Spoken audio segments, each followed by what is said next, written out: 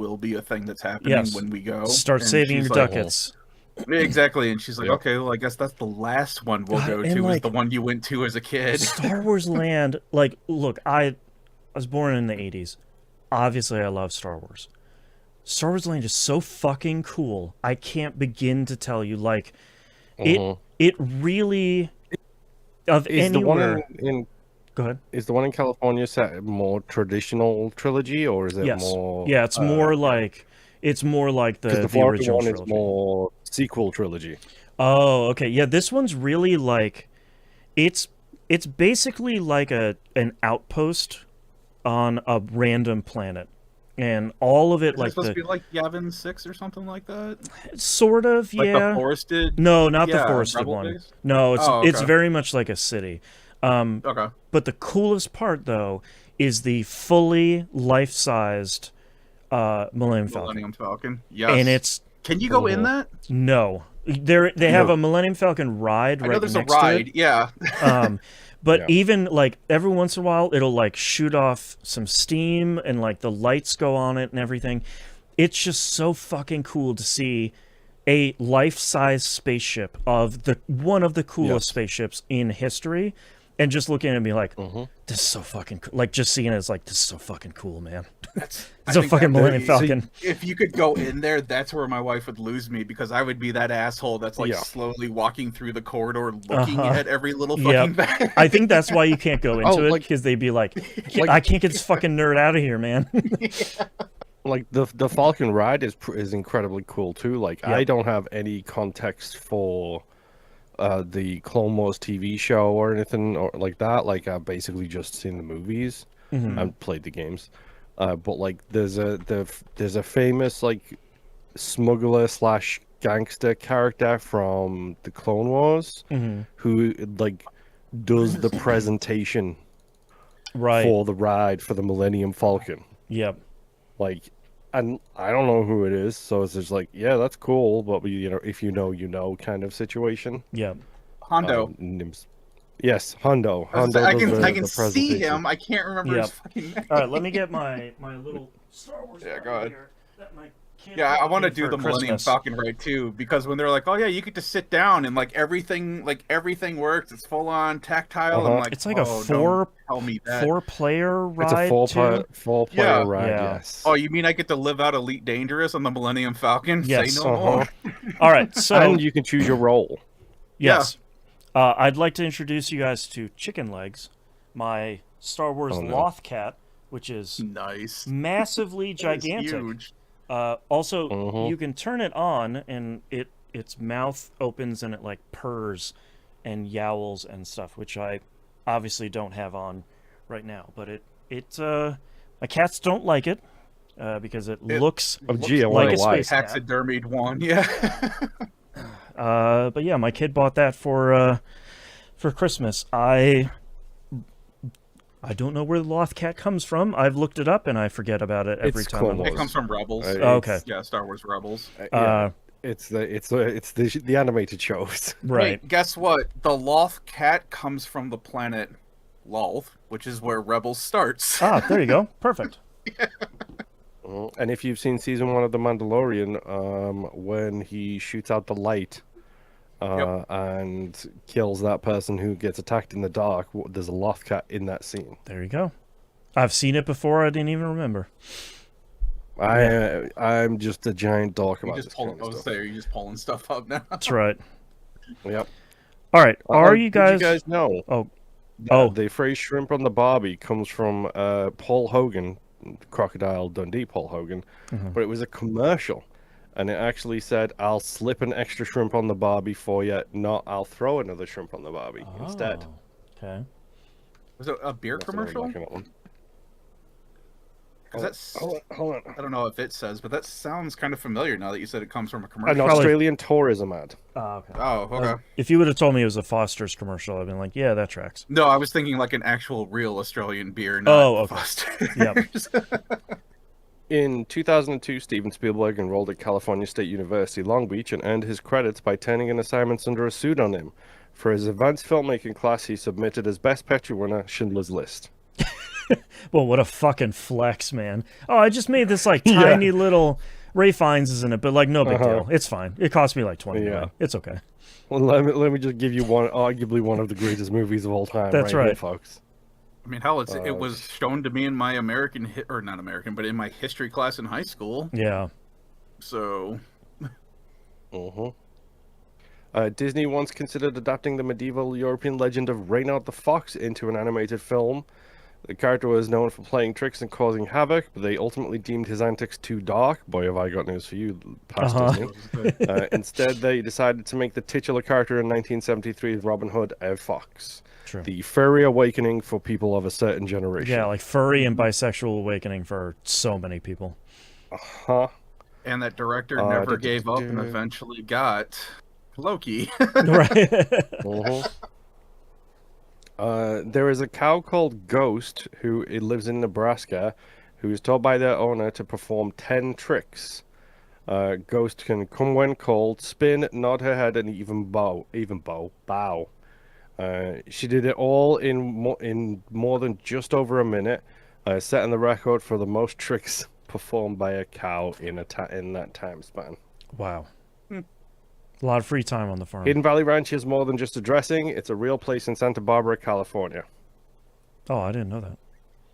Yeah. I remember people joking about that. In 1943, the U.S. Mint started making pennies of zinc-coated steel to save copper and nickel for the war effort. About 40 copper alloy coins got manufactured by accident. These days, a 1943 copper alloy penny could be worth $336,000. Jesus. All right. I should go through my pennies. Damn. Yeah. All right. Yeah. Are you guys ready to get started? Sure. I am. All right. Let's get started in 3, 2, 1. Welcome to a brand new episode of That Video Game Podcast, aka TVGP. I'm your host, Boston. Joining me as always is Moop here. Hi. And the Nymph. Hello. A quick plug here for our Patreon page thing over at patreon.com/E1M1 or E1M1.cash. The ones and numbers. $5 a month tier is a recommended one. That gets you everything, including the uncensored Outcast.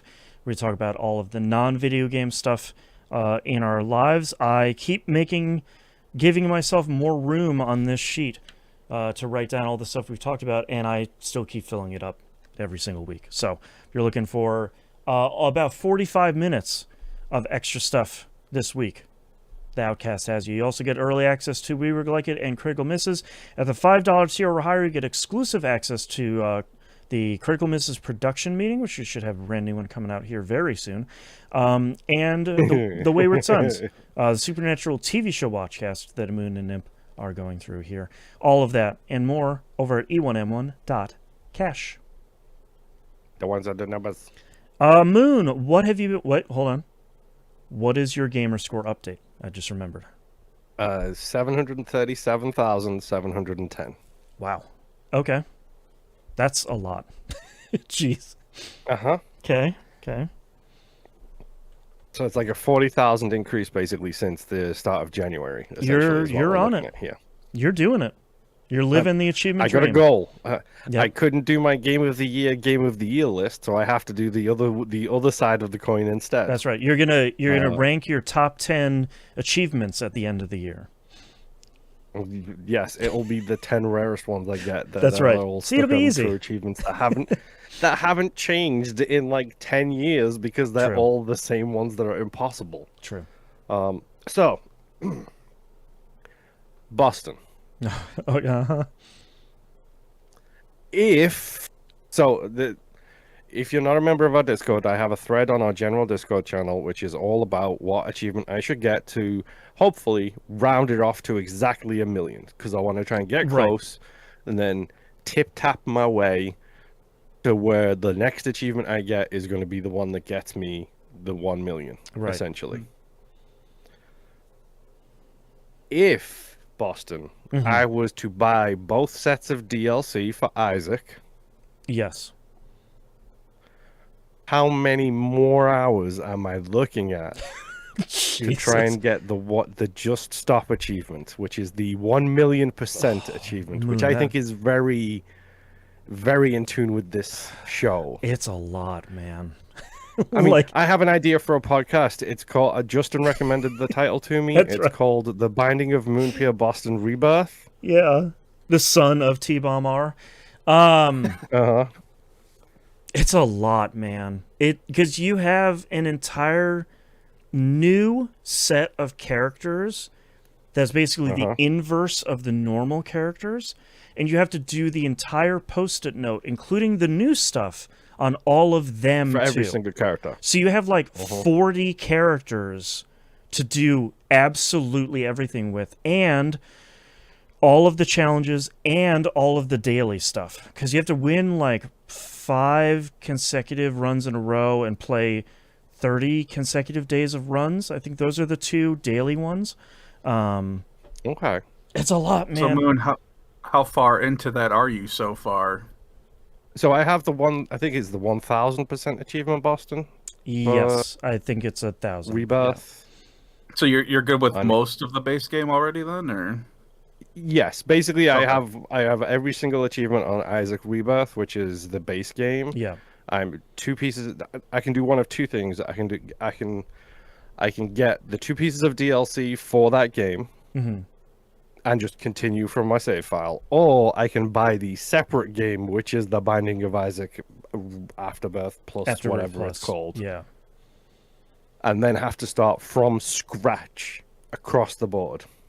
Boy, that sounds like a poor choice. Yeah, starting that from back over. See, the thing with Isaac isn't, contrary to popular belief, it's not the difficulty that's the problem. It's the randomness. It's like the RNG is kind to you, and you're just knocking stuff out left and right. There's a couple of challenges that are like ultra hard is incredibly difficult. So that's just, I'm gonna try it until I beat it. But a lot of it is just like speed. Speed is just the worst. Jesus Christ.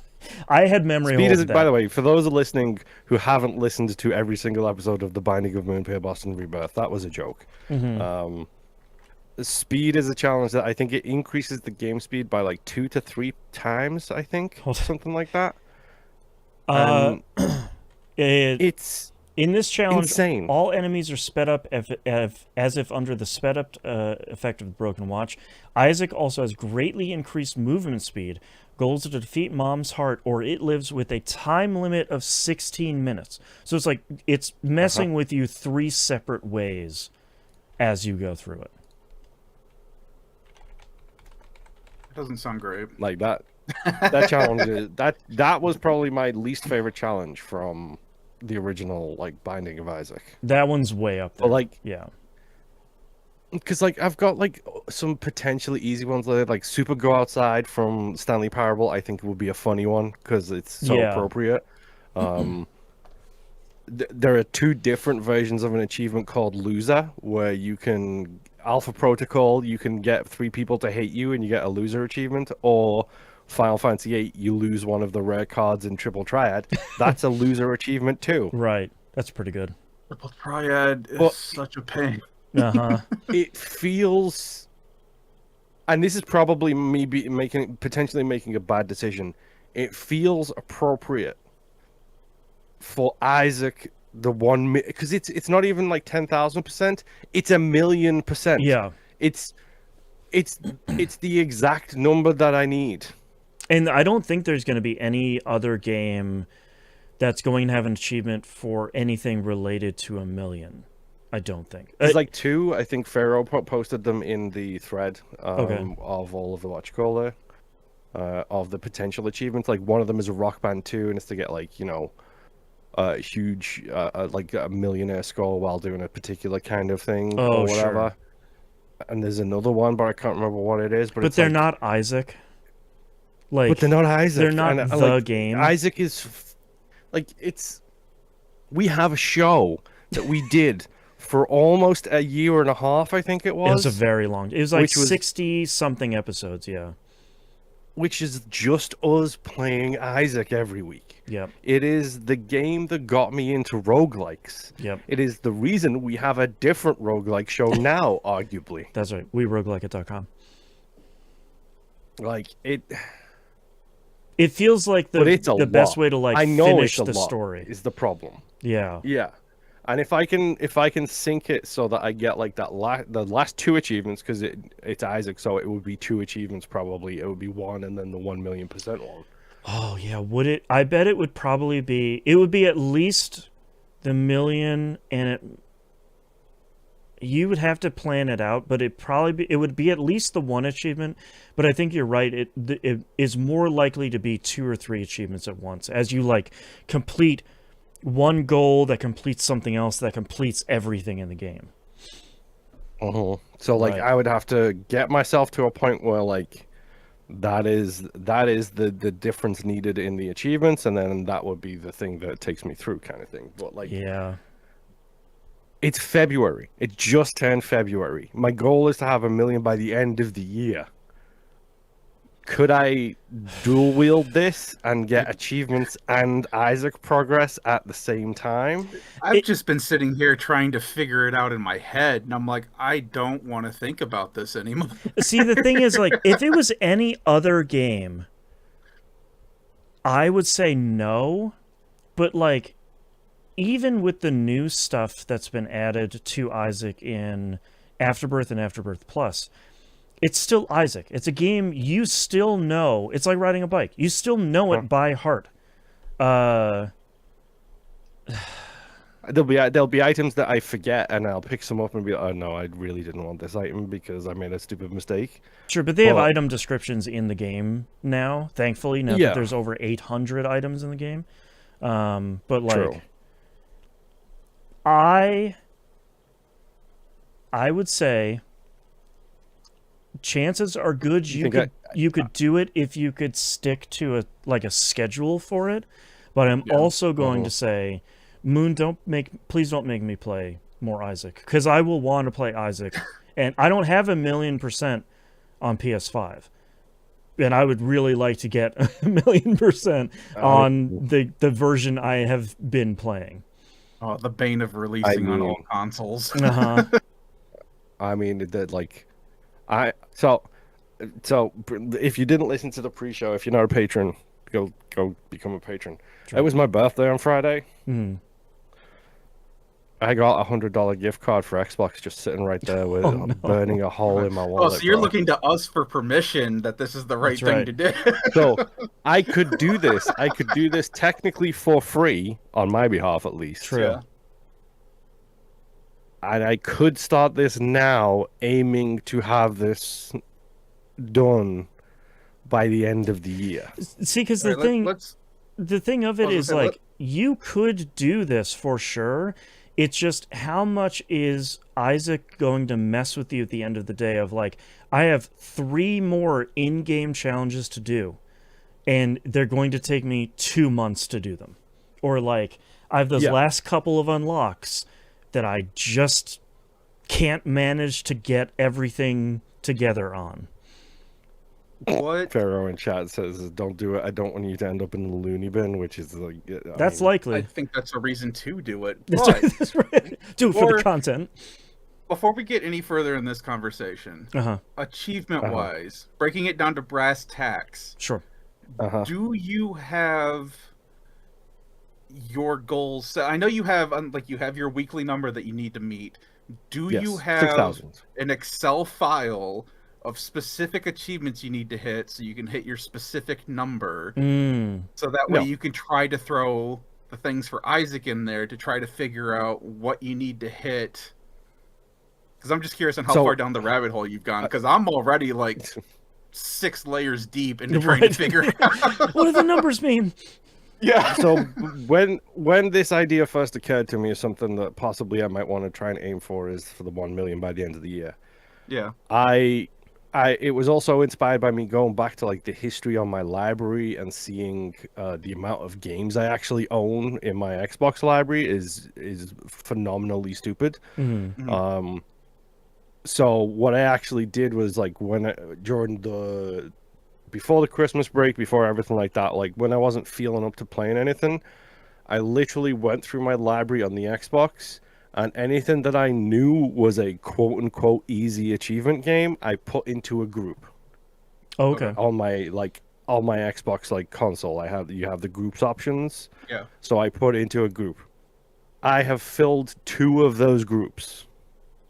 Wow. With like quote-unquote easy gamer score games. Right. Okay.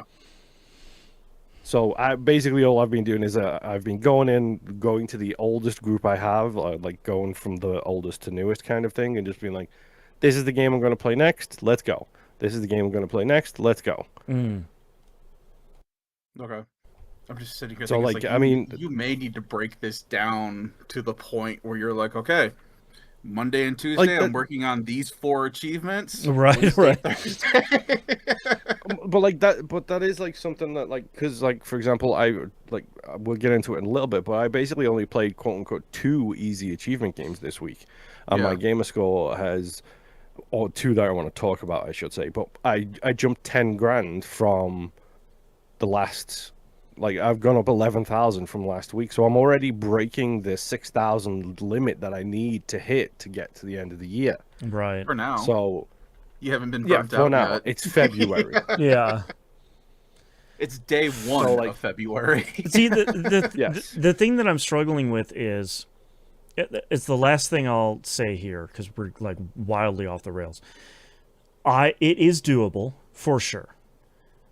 It's also ridiculous, which I think I greatly value, and slightly unhinged, which I think makes it a great idea.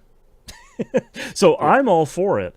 It's just how advisable is it? I'm not sure. But it's also we one can of all those things agree where, like, it's a bad idea, which is why we're also egging but them it's on the to do it. perfect That's idea. why we're into it. Yeah. One of the things that also like that brought me to this thought was thinking of like, it's a game I know, so it's a game I'm not going to be too hugely terrible about. Mm-hmm. Yeah. But also it's a game that can become the daily run thing. Because right now I'm playing Hades 1. Like, I haven't talked about it on the show, but I'm playing Hades 1. Every single day I do a run or a half of a run. Mm-hmm. So like I get like maybe 3 stages through Hades, because Hades is a long run when you get really good at it kind of thing. Right. So I'm getting through like a half of a run or a run on Hades. I could switch Hades out for Isaac and have Isaac be my daily do a run thing. Yeah, that would be pretty great. And that's what I was thinking too. Like, this is probably something you should be working on now.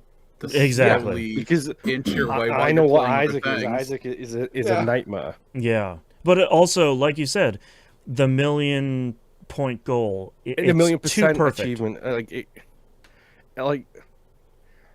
Here's what I'm going to do. I'm still going to keep looking for achievements that I might want to get to round off that thing. Even if it's not for a game I've played, I don't care. Like, sure. I will happily load up Yakuza 0 on the PC just so I can get the I did it for the achievement kind of thing. Yeah. I may end up dipping my toe into Isaac. At least seeing how you feel about it.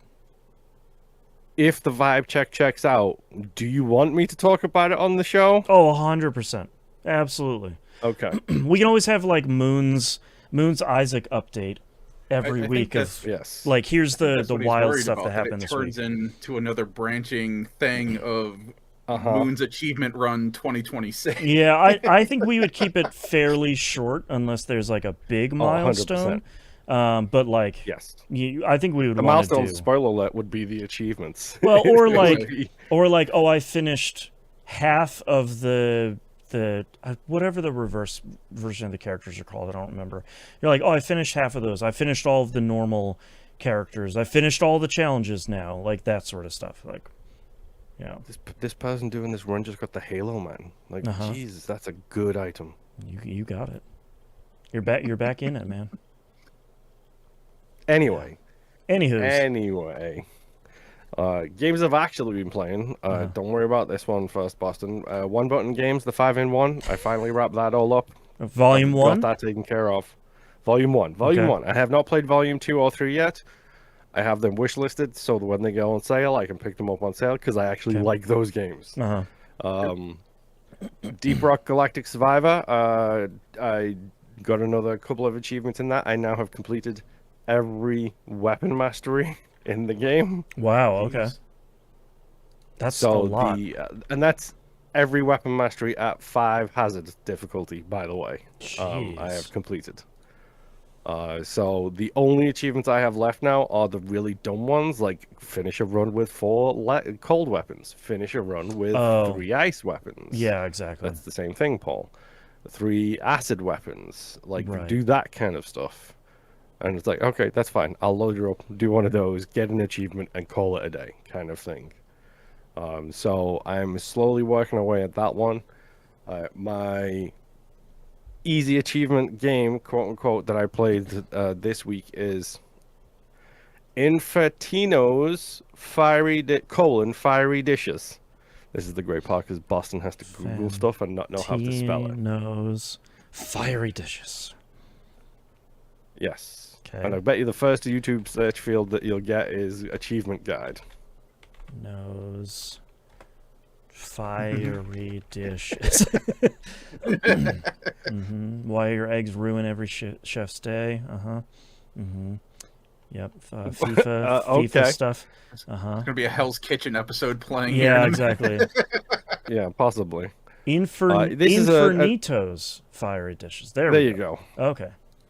Whew. I'm gonna have to look that back up at some point.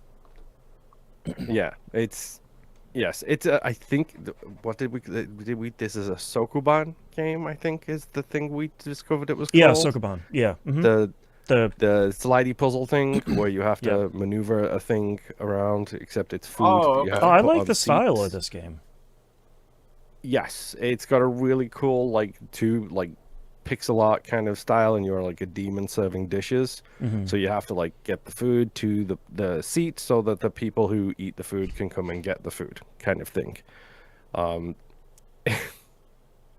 pretty sure it has chiptune knockoff versions of restaurant themes, not Okay. not like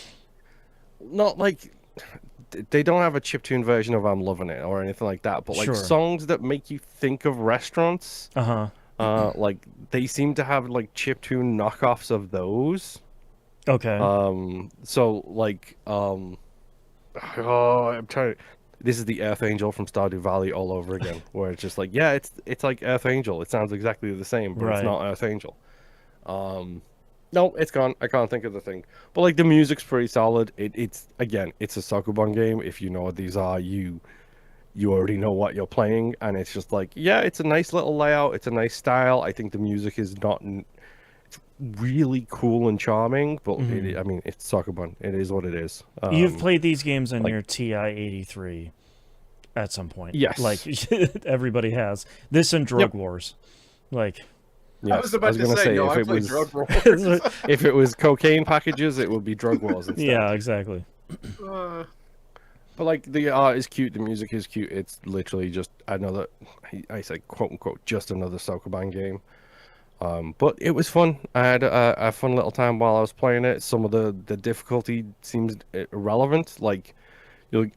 I got stuck on stage 10 consistently every time. I would load her up and be like, I can't solve this one.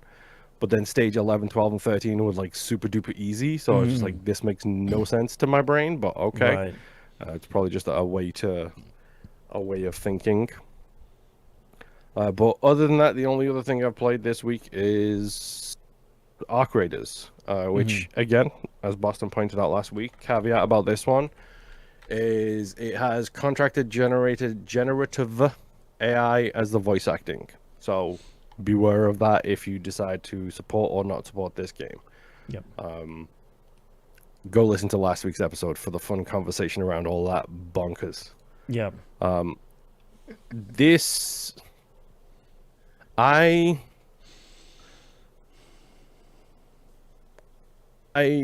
really, really, really wish the Dark Zones in the Division were this. Yeah, 100%. It is because it feels like the Division because people addressed how it's a semi post futurist apocalypse, so You've got like, you know, people in astronaut outfits and like running gear and like football outfits running around. So it feels very Division on that side of Right, things. like stuff you're just scrounging. Yeah, and like the enemies and like the arc enemies, I should say. So like the VE part of this game are all like designed based on like it's aliens or computers or whatever the excuses that they're giving. Yeah. I actually can't remember. I think it is supposed to be aliens.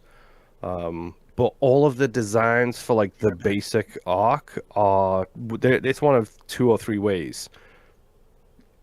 It's drones, so like their flying things look like modern day drones.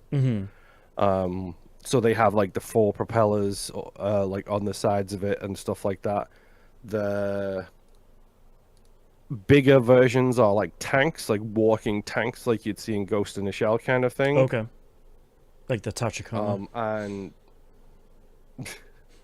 they're my favorite. They're so cute. And like it's this weird thing where like you could tell like they have this thing called the leap out, and it's just a ball with four legs. It looks like Kojima designed it. Actually, Sure. I'm not going to say Kojima because it reminds me more of the many-armed lady from Rising Revengeance, which was not Kojima. But like the designs are all really, really solid, and like the this is when I talk about like how this could not be done on like a next gen or a previous gen like platform. The physics when you shoot one of the propellers off the drone, like the Hornets or the Wasps they're called, you shoot one of the propellers off, and the way it reacts is so viscerally real. It's like, oh yeah, now it's trying to right itself, but it's also flying in like a spiral to try and like get itself out of like a loop. It's one of those things where it's like oh, that... it's all the little stuff that makes it feel like a current gen game instead of like, those animations were fine. Like it all looks fine, but like this game looks good, and a lot of the animation stuff is really cool. Yeah, like the physics engine is insane. Like I think they've done a really good job. I think I mentioned this last week of like having the maps be a big size but not overcrowded with people. So like you'll run into people, but you don't run into too many people, because that's when it feels like if there was 20 people all standing around an exit point, someone's going to shoot somebody and everybody's going to die. But like the most amount of people I've seen at once other than myself is 4. Like that's it. Like all in the same area at the same time. And most of the time, that's because you're hunting one of the big boys, like the Bastion, the Matriarch, the Harvester, whatever it is, which are the very large Arc tanks. And those are the things that can really mess you up if you try and do it solo. One of the things I have been most impressed about this still is the friendly nature of almost everybody I've run into. Because I think I will give credit to the devs where it's due. Like, I think one of the things that they've done fantastically well in this is I've never played Escape from Tarkov. I've never played any other real extraction shooters except for the Dark Zone stuff. But it feels like in the Dark Zone, and from what I understand from Tarkov and games of this ilk, the big thing with the extraction shooters is it's go in, loot, get out. Like, that seems to be the objective. Whereas this, like, they have got so many different things you can do. So, like, there is the usual stuff of, like, I'm assuming usual stuff, building your workstations and then upgrading your workstations with materials that you find.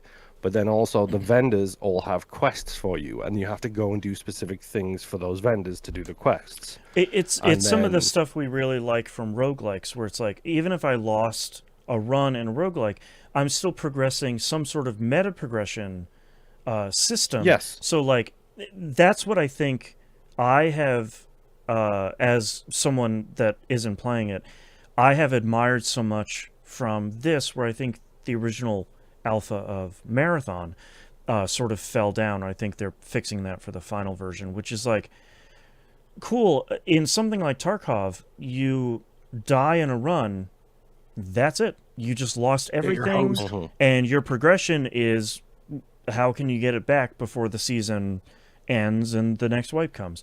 So like I think that's the thing of like easing that hit of, oh, I Yes. just lost in a run. Even if it was because of me, because I jumped off of something that was too high and I splatted Yep. on the I've done ground. that 3 times. Yeah, like, okay, I shouldn't have done that, and I know I shouldn't have done that, but I'm okay because I still have all of these other systems that I can get back to, either get back to having some loot, or I didn't go in with my best stuff, so I have some cool stuff, or I'll just make some cool stuff from blueprints I have and like get back to something because I've invested the time and the currency and the materials. And they have like the free loadout thing too, which just gives you a randomly generated basic item and or basic weapon, basic health items, and then if you escape with that, you keep all of that stuff. I'm trying and not to call it Rook because loadout. That's what Marathon calls it, and I was trying to remember what it's called. I was like, hey, just run as the Rook. Oh boy. I can't remember what the actual thing is called. It's not mutations, it's like modifications possibly, but it's basically your loadout kind of vibe to it. And like if you leave with a free one, you can just trade it in for one of the basic ones of like combat, survival, or whatever the other ones is. And they have different like vibes to them. Like one is like, oh, you can wear a heavier shield, or you have extra safe pockets, that kind of stuff. I mean, there's so much to do. Like, I mean, let's get it out the way. There's 3 currencies. There's coins, which is basically just gold. There's creds, which is your daily missions kind of credit thing. So, oh, you did 10 whatever, you get 10 creds. Oh, sure. That caps out at 800. So the most you can have at once is 800. Okay. And then you've got the premium currency, which is the currency you get for getting cosmetics and stuff like that. Okay. They have, I think it's called cards, which is essentially just the war bonds from Helldivers, where it's just like, yeah, oh sure, you spend your creds to work your way down the cards, and as you're doing that, you get premium currency for doing it, along with a bunch of like cosmetic stuff. So it's like very similar to the war bonds then. Yeah, it's exactly the same. Like you spend the creds, and you do earn creds at a pretty solid clip. There's 2 cards at the moment. I'm pretty sure. I think they're working on another card to come out soon. And then they have like a cosmetic shop and all that kind of stuff, which I'm not going to touch because that's all premium currency. And I'm assuming you can spend real money for premium currency if you want to accelerate that process. Yes, sure. And it can only get you the cosmetic stuff. It won't buy you blueprints. It won't buy you stash upgrades. Smart. It will only get you cosmetics. And this is not a free-to-play game, right? It's $40? No, it's $40. Okay. Yeah, that's $40 is correct. Right. And if you've seen footage of this game, you know by now everybody has backpacks in the game. Hey, Boston, what's your favorite thing from The Division to do with backpacks? Put little dangly charms on them. Yeah, like my hamburger. Yeah, and a Jill sandwich. Dangly charms on the back of the thing. Cool. I have 2 right now. I have Lizzie the Lizard, and I have a little banana charm that I got for doing a medical mission. But like all of the vendors give you missions which are associated with the vendors usually. Like the vendor who sells health packs is an android, so he sends you to medical places. And because of the format of this, I don't know if it's all games or just this game that does it, the loot you get is dictated by the type of environment you are looting from. That seems to be a shared thing, yeah. Yeah, when you want a medical thing, you go to a hospital. When you want an industrial thing, you go to this. So, like, in building your workbenches and upgrading your workbenches, it gives you targets to do. Where it's like, yeah, go to the find an industrial thing and get some gears. Yeah, exactly. Right now, I actually need to get rusted gears, so it works out. There you go. But by doing that, it's got this logbook where you can track the resources you need and the quests. It does this incredible thing when you load into the map. It grays out missions that you can't do on that map. So like, oh, that's nice. I have a mission right now for like Stella Moranis, I think is the map. I absolutely despise it. I think it's one of the worst maps I've ever seen in my life because it's a multi-tiered underground bunker. So it's all indoors. It's all dark corridors with that automated lights that come on when you move through the areas. Yeah. So like it's just so claustrophobic compared to how every other map in this game plays. It Right. feels like the subway from Battlefield 3. Like the first time you played the subway map on Battlefield 3 and you just like trying to make your way up and down like the rails. It's so hard to find your way around. It's very easy to get lost. Like I just don't like it. Yeah. But anytime you go into like your map screen, your logbook is on the left and that's all of your tracked resources that you want to find, and it'll tell you find this in this type of zone. You find this in this That's type of really zone. nice. This in this type of zone. So like I've got all of my upgrades for my benches, resources lists there. I've got Scrappy's resources needed there. And then the quests are there. So like anytime I go into the Dam Battleground, which is the first map that you get, it grays out the quest I have for Stella Moranis. Right. So I don't even have to look at it. I can just let my eyes roll right over it and just scroll down the list and be like, okay, what can I do here? That's really kind of thing. I mean, that's what we've been talking about for a really long time. Of like, if I'm going to be playing a game, especially a game where I'm chances are good that I'm going to be playing with friends or at least with other people. I don't want to have to hit a wiki. That's literally the last thing I want to do is, okay, I need this mission. Oh, let's hit the wiki to figure. Oh, it's not even on this map. It's over, and it's just like that sucks. Like, I really appreciate them going and doing that and be like, look, you just don't have to worry about this. It's on this map. It's in this area. You're on this map. Just head over there. That's really great. Yep. And like it does this great progression thing where like so. The quality of life is insane in this game. Like I think genuinely they've thought about a lot in advance. So when you loot a container that's unopened, there is an animation associated with it. So a good example of this is like a box that you have to breach. So you have to use a crowbar, which is your melee weapon, and you breach it open, and it makes very loud noises in the process of doing so, which can bring some of the ARC people nearby, or if you have mean people playing with you, you can alert them to you being there.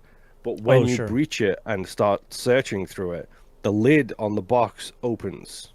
So it does like this little animation where the lid on the box opens, and then once you finish searching it, it stays open.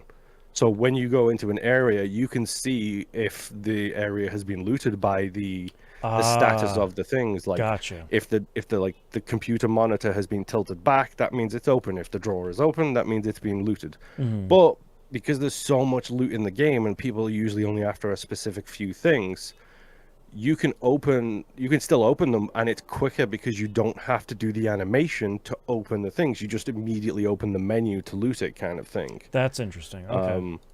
So it does this smart thing of like, if someone's been there, but also you can go in it a lot quicker because somebody else has already been there. Right.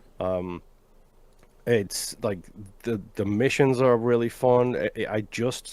There's a player level and a progression to it too. So like you get skill points and stuff like that. So now I can move faster now while I'm crouched. I'm trying to get to like be able to unlock like a security case thing in like one of 3 different skill trees. So I'm slowly but surely working my way there, but none of it is like none of it is game changing. It's not like, oh, you do 5% more damage with rifles, so therefore it's you'll be stronger against or you whoever. It's like, no, you sprint twice as fast as everyone else. It's like, no. Exactly. Like one of mine is like I've increased carrying capacity now because that makes sense because things have a weight, and when you're over encumbered, the stamina is a problem. Right.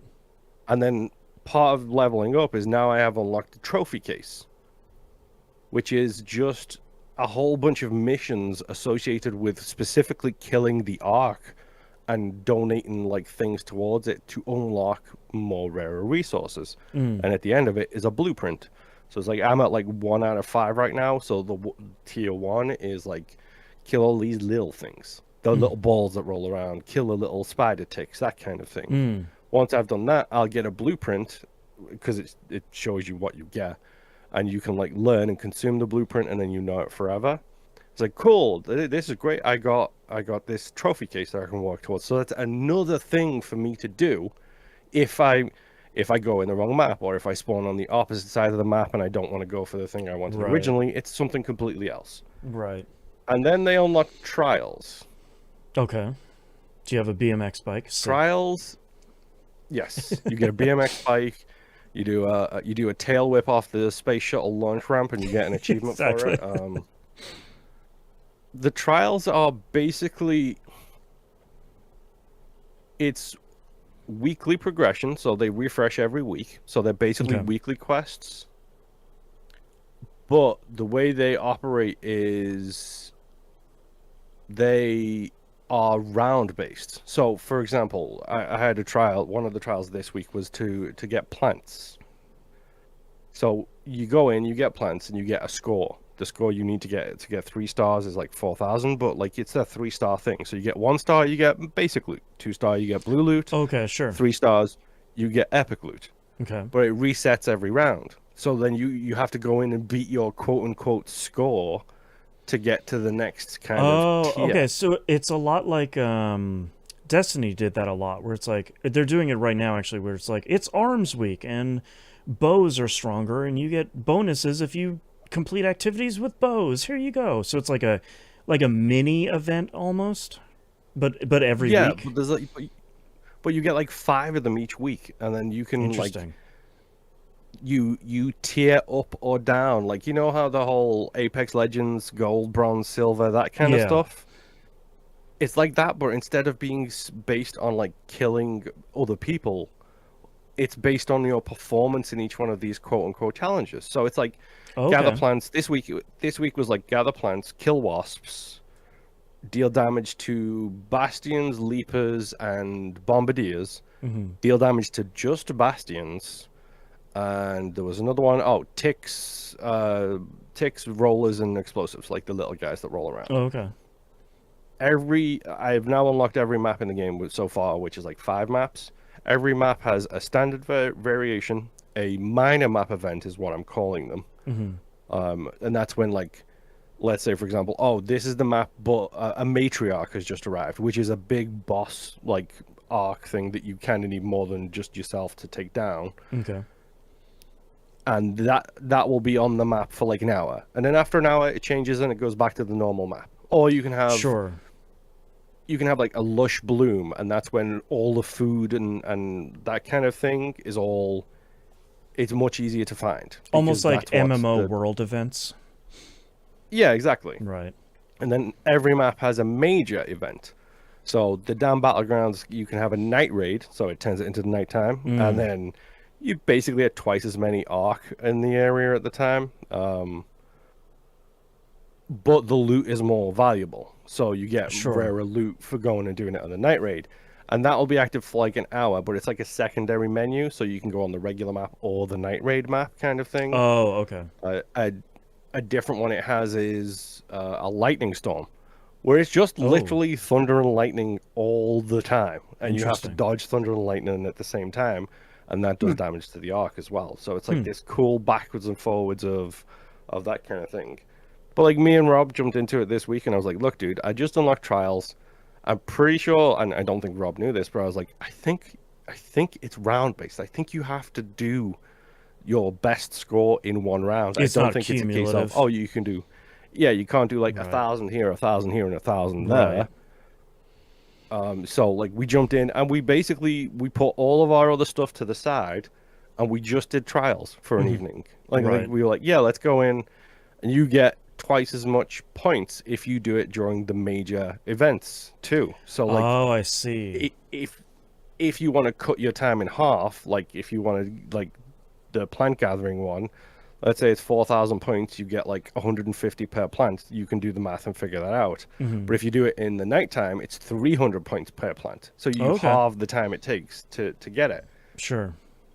So we went through, we did all the trials, and then I was looking at it, and basically the higher you tier up, the higher you get towards, like, it's stupid names, like it's rookie. I think the second tier is try hard, which I'm not a big fan of that being a rank in the game. Yeah. And then it goes all the way up to like legendary kind of thing. The higher you go up, the more reward you get at the end of the season, essentially. Oh, gotcha. That's pretty cool. Most of it is old cosmetic stuff. So it's like emotes, it's like new face paints, new things. Limited time helmet, cosmetics, that sort of thing. Exactly. Right. And like as you go up, your score, it tells you how many promotions you're going to get at the end of the week. So it'll be like, oh, I'm currently positioned second in the quote unquote rookie category. There's Okay. one person who's above me, so that when the week ends, I will be promoted 3 times. Gotcha. So I know how many promotions I'm going to get based on where I'm positioned at the leaderboard, because it tells me crystal clear exactly what the situation is. That's really nice that it's that clear. Yeah, and like all of it is like the quality of life, like I said, is insane. It's like so everything I feel. There's one thing that I think is a bad quality of life thing in this game, and is you can't just hit a button and refill from your stash. Like, oh, weird. Let's say you have 5 bandages and you use 2. If you want to refill the bandages, you can't just highlight that in your backpack and hit a button and it fills it. Yeah, like you have to go in, split out. Yeah, you have to split it out, move them over, and it's just that's the annoying side of things. That's weird, yeah. You're gonna say it's like Tarkov, where you have to load each individual bullet into the magazine. That's right. Well, some of the guns are like that. Rob turned me on to the Anvil, which is a very low-level basic revolver that you can buy from the vendors for 15,000 coins, which is the gold, essentially. Yeah. And they're always there, and it hits like a truck, and I love it.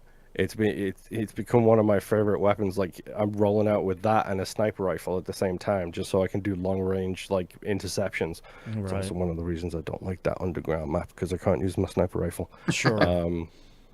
Not afraid to get a little too close to combat. That's right. No, I just hate people.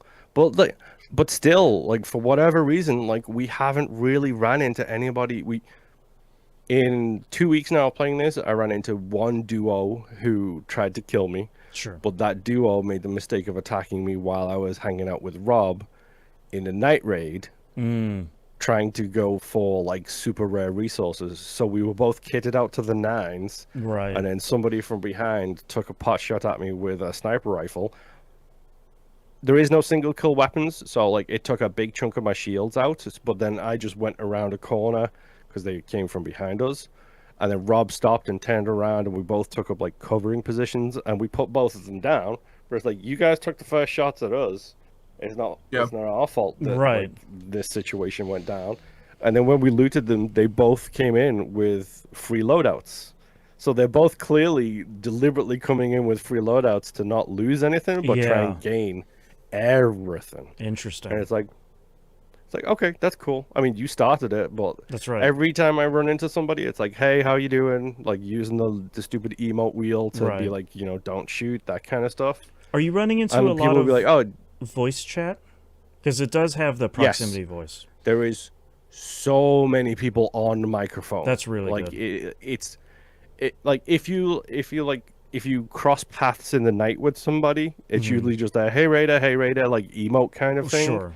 But 90% of the time, like if I'm coming up to like an extraction point, like if someone comes in, like they'll announce themselves and be like, "Yo, friendly incoming," or do you need anything? Or, don't shoot. I'm just trying to leave. Yeah. How much music have you heard so far? That's right. Honestly, none. Like there hasn't been anybody like playing any music over the microphone at all. Like Has video games finally crested the hill of people not just leaving their mics on with music playing all the time? Or at least someone playing like honestly Ride of the Valkyries as you're leaving the elevator. Well, like honestly, it feels like that. Like it feels like this, for whatever reason, this game seems to have gone at the more mature audience. Right. Where it's just like they're not interested. The people, or at least the people I'm being match made with. I'll be right back. Keep going. Which may be a deliberate choice. They're not as mean. They're not as nasty. They're not coming in being like, "Yeah, I'm gonna take all your stuff," or whatever the case may be. They're just like, "Yeah, that's cool. We'll just have a little conversation, have a chit chat." When I was playing with Rob, server, where everyone's like, "I've got 5 minutes. Just please leave me alone." Honestly, it's one of the reasons why I've been playing this is because it's a 30-minute run. Like that's your maximum time is 30 minutes. So it's not like PUBG where like one run can suddenly turn into like 6 hours, or any of these other things where it's like, hugely time extended. It's like, no, it's 30 minutes. I know exactly how long I'm going to be there, because at most I can be there for 30 minutes. If I get my job done sooner, I leave sooner, so I don't have to worry about that kind of thing. But like, I was playing with Rob, and like the Rocketeer is there, who it's a big old drone. It looks like it's a giant version of like the 4 propeller drones, and that thing hits like a truck. Like, it can literally wipe me out in like a hit and a half kind of thing. Like, I'm on bare legs when that happens. And 2 random people were nearby. They got its attention by accident. It put one of them down. And while it was chasing the other one, myself and Rob went over, and then he picked up the guy who was random, who was on voice comms. And then after the Rocketeer had been dealt with, the guy said to his buddy, like, yeah, this guy just saved my hide. So like, cool, we're all good with these guys. Like, then we went on to, go and try and find a Leaper or Bastion, and just try and get some of that high end loot. And like, I don't feel like I've put much time into this game, and it's only been, I think it's like 25 hours I think I've played now. But I feel like even when I'm losing progress, I don't feel like I'm losing much, because I'm balancing this line where my stash is almost always at capacity. So sometimes when I lose and I die and I jump off a thing, or a Rocketeer kills me because I'm a moron, I'm like, oh, thank God. I just lost like a full inventory worth of stuff, but now I get to use the stuff from my stash Oh, to sure. replace it. So my stash space increases, because it's like, yes, now I have more space to go and get the even rarer loot that I should be looking for. And it was a really cool little moment where, like, yeah, I'm stupid, and one of them cost me one of my favorite guns I've seen so far, and I don't have a blueprint for it, so I can't just make it. But it was, at the same time, it's like, okay, that's fine. Instead, I'm going to try and use this other gun, which I've got, but I don't know how it fires because I've never used it. So I'll try and do that instead. And it's like, yeah, even losing things, especially when it's me being stupid, like, it's just like, yeah, okay, that was just, bad luck or whatever. I don't feel too bad, because I never feel like I'm hindered too much from it, because I've never gone on a streak of like losing 5 sets of inventory all at once kind of thing. Yeah. Because every time I go in, it's like, yeah, we're gonna have a nice conversation with these random strangers and just chill out. That's really great. Like, it's again, I'm repeating the caveat from the start of this section. Contracted generated voice, generative AI voices for the voice NPCs. Yes, that thing. My brain stopped working. But there's so much good in this game. Like, genuinely, it's like, if it wasn't for that whole contracted Gen AI crap, I would be like, yeah, this thing's Game of the Year bar none. Right. Like, it's February, and you're going to be pushed to try and get something better than this year. Right. It's very frustrating, especially how much fun I'm having, like, especially by myself with Rob. However I'm playing it, it's just been fun to play. And like I said, it plays like The Division. It's got controls like The Division. Yeah. So I'm like into it already, and it's just like, it's so disappointing, and I hate it for it. Yeah. Because I have to feel bad about playing a game that I like a lot because of the stupid decision that they made. Yeah. Like, it's very annoying. Yeah. But yes, that is all I have been playing this week. All right. For myself, this week, I've only played 2 games. First, I'm going to talk about Atelier, Resliara. And you ready for the rest of this? The Red Alchemist and the White Guardian. Oh. I didn't realize George R.R. Martin had made a video game. That's right. Every time one of these comes out. Yep. So, this is the one that came out. So 2 of these Atelier games came out last year. The first one was Yuma, which I had already played and beaten and talked about on this podcast. And I felt it was okay, but I didn't feel it was comparing it with like Riza, was fine. It wasn't great or anything like that. Sure. This one so far, I am 100% loving it. Oh, all right. This goes back to, well, a couple things. This is the one that is tied to the Gacha mobile game that no longer exists. Right. And you don't need to play because it just happens to be happening within that timeline. And there's also the whole idea of the Wanderers is something else that they've brought into here, but there's no gacha system or anything for this game. So, starting out when you boot this game up, you get the choice of, hey, do you want to play as Slade, who is a gentleman who uses a staff and has a bracelet on that no one really knows anything about, and his whole backstory is his father passed away, told him to look for something, and left him a book with blank pages in it and said that it's super important. Okay. Cool. The other character you get to choose as is oh crap, I wrote her name down and I'm going to forget is it. Reyes. Reyes? Yeah. Because I always have to stop to think about her name because it's super close to a different name of somebody that I know.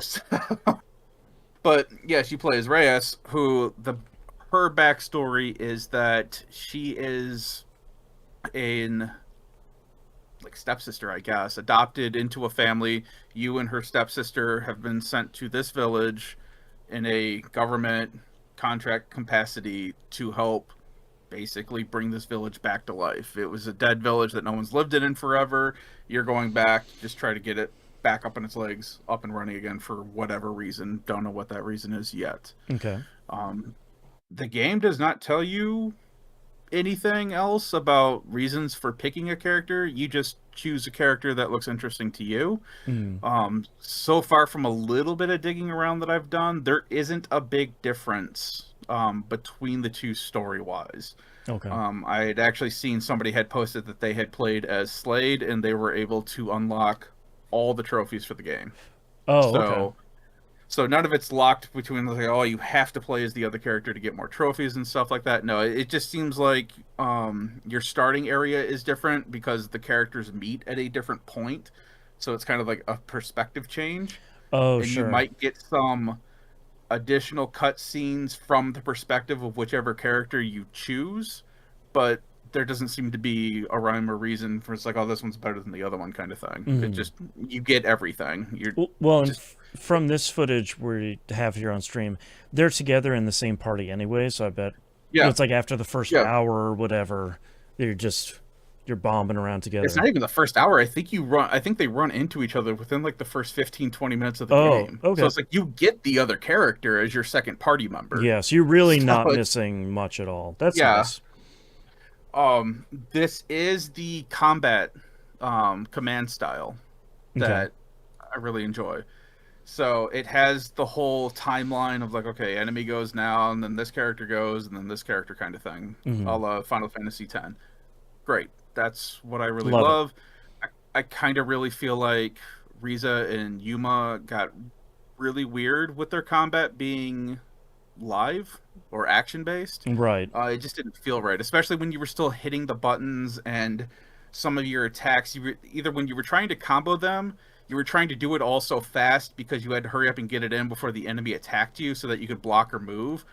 Or you had like the whole thing where it's like, oh, you can only use this attack 2 times. So it's like, okay, I'm spamming triangle to get those 2 attacks done, and then I'm moving on to square to get those 5 attacks done kind of thing. And it never felt right. Right. With this one, with it just being command, it's like, all right, cool. This feels great. I can just run into things and do my battle and get out. Right. The story, like I said so far, because I played as or I picked Rias, is that you overhear that somebody found ruins and now you want to go explore them, and you get into the ruins, you find a door you can't open, and this is when Slade shows up. You guys fight a boss together and you go examine the door after the boss, can't figure out what's really going on with it, and all of a sudden his bracelet starts to react to it. Door unlocks and you walk in, and now you're in an Atelier. Okay. And you've got the full cauldron and everything. Oh. You then find out, once you bring in another character, that there are actually pathways listed throughout here, like these little dimensional, I think they just call them dimensional pathways. Okay. You go and stand on a thing, and then you drop into a randomized level. Oh no. Yeah, it feels a lot like the item world from Disgaea, kind of. Only This you're is a not picking problem. a thing to jump Is this- into. Yeah. Is this game a roguelike? No. Thank you. Thank goodness. Whether that's true or not, thank you for that answer. Yeah. So the way these work out, because I've only had to do it a handful of times. So far, I only have one area unlocked. I think I just unlocked further levels. But basically what happens is, story-wise, you go into one of these and it tells you that every time you drop into these, the floor is randomly generated. And they're not huge. It's usually like 2 or 3 spaces. And then you find your exit to drop down another level. And then it's usually 2 spaces and then a space with a boss in it, kind of thing. Okay. And then you're done.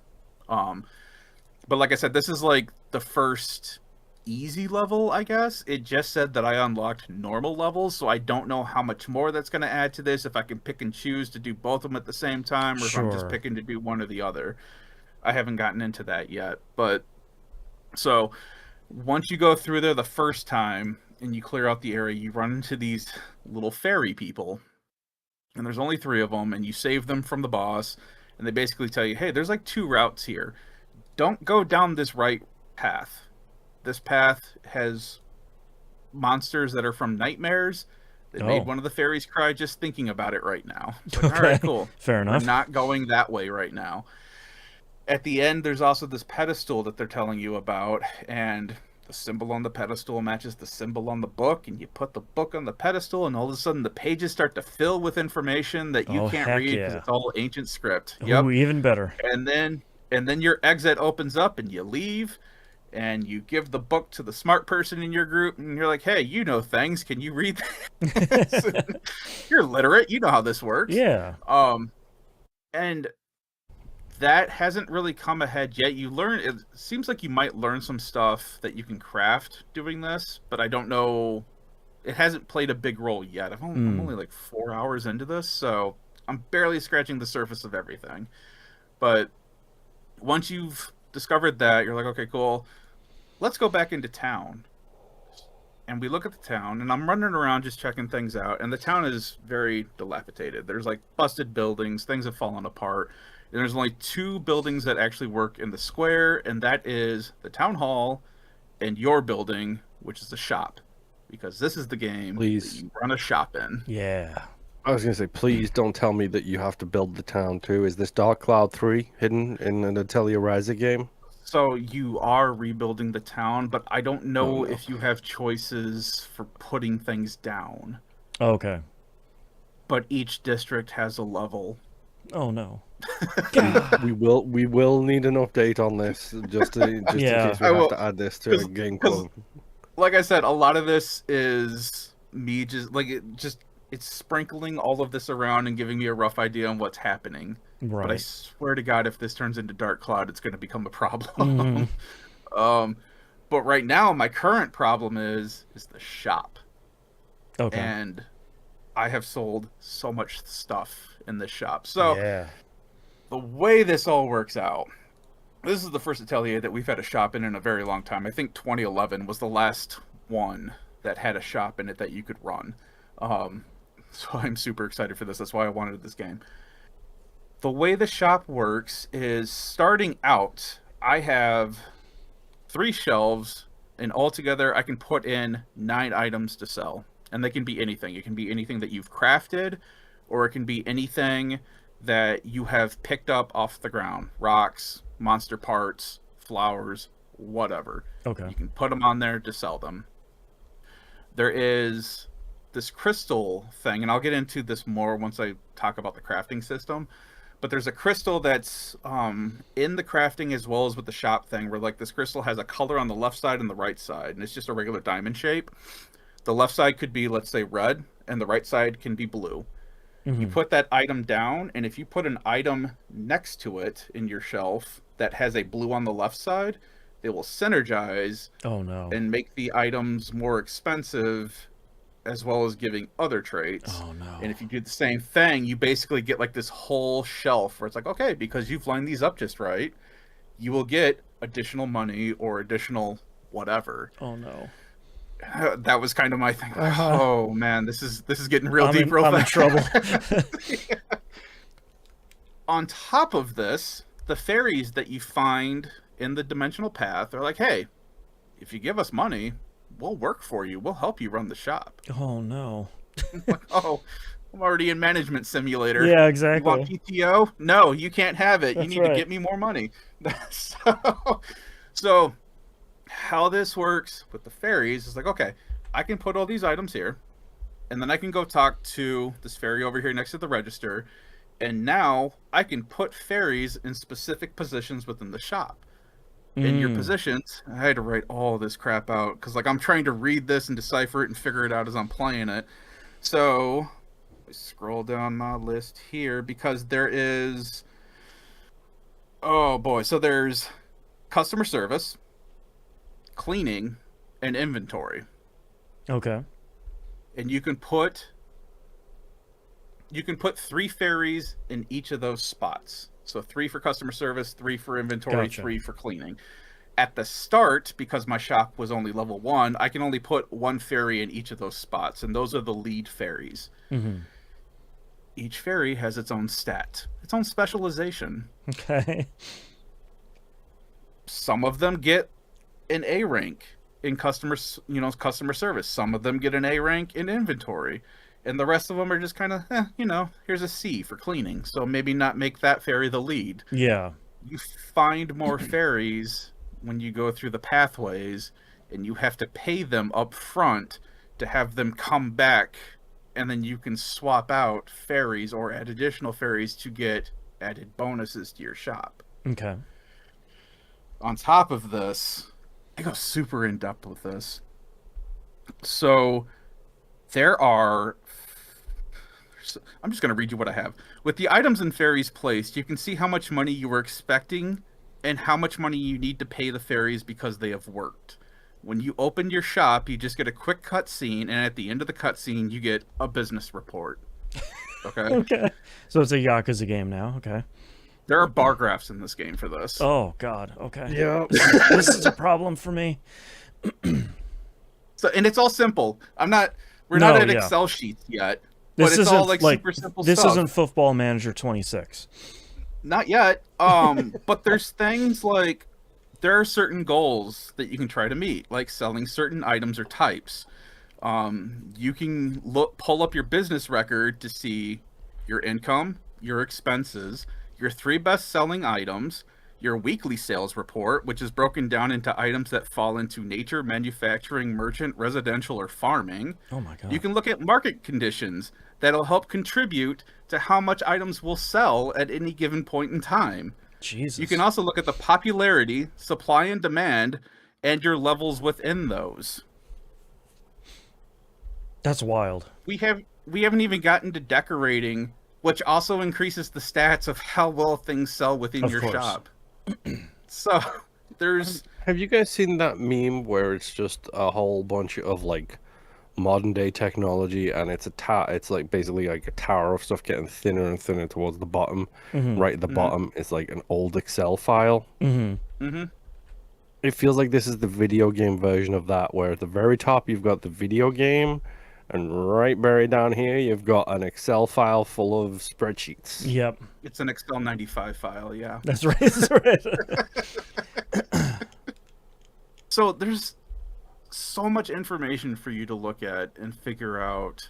And right now I'm just throwing stuff on the shelf, and it is just a quick thing. Like, time doesn't progress or anything. It's basically, hey, I can either throw 1 item on here, or I can throw all 9, or you can even tell your fairies, hey, what do you think we should sell today? And they'll just randomly throw stuff up there for you. Oh, and then interesting. you can choose if that's what you're going to sell or not. Huh. And so I've just been throwing random stuff up there just to kind of mess with it and everything. And I have all of my bar charts are just like, hey, you've slowly increased sales in these 3 areas. This one right now, I think it was like farming, is currently not selling a whole lot Mm-hmm. because I haven't really unlocked the farming area yet, so there's no reason for them to, come in and buy stuff. Oh, sure. I'm like, okay. Plus, I just found 5 more fairies, so I need to look at all of their specialties and stats to figure out, can I add them in here, or should I be using them because they hint that, hey, we need to start using fairies to help rebuild the village as well. So is there another menu that I'm going to be getting here in a little bit where it's like village fairy development? Exactly, Where do you want to right. put your fairies here? So I'm like, I don't know yet. So Oh, man. we haven't even gotten to the cool thing yet of this has skill trees for each of your characters. Sure.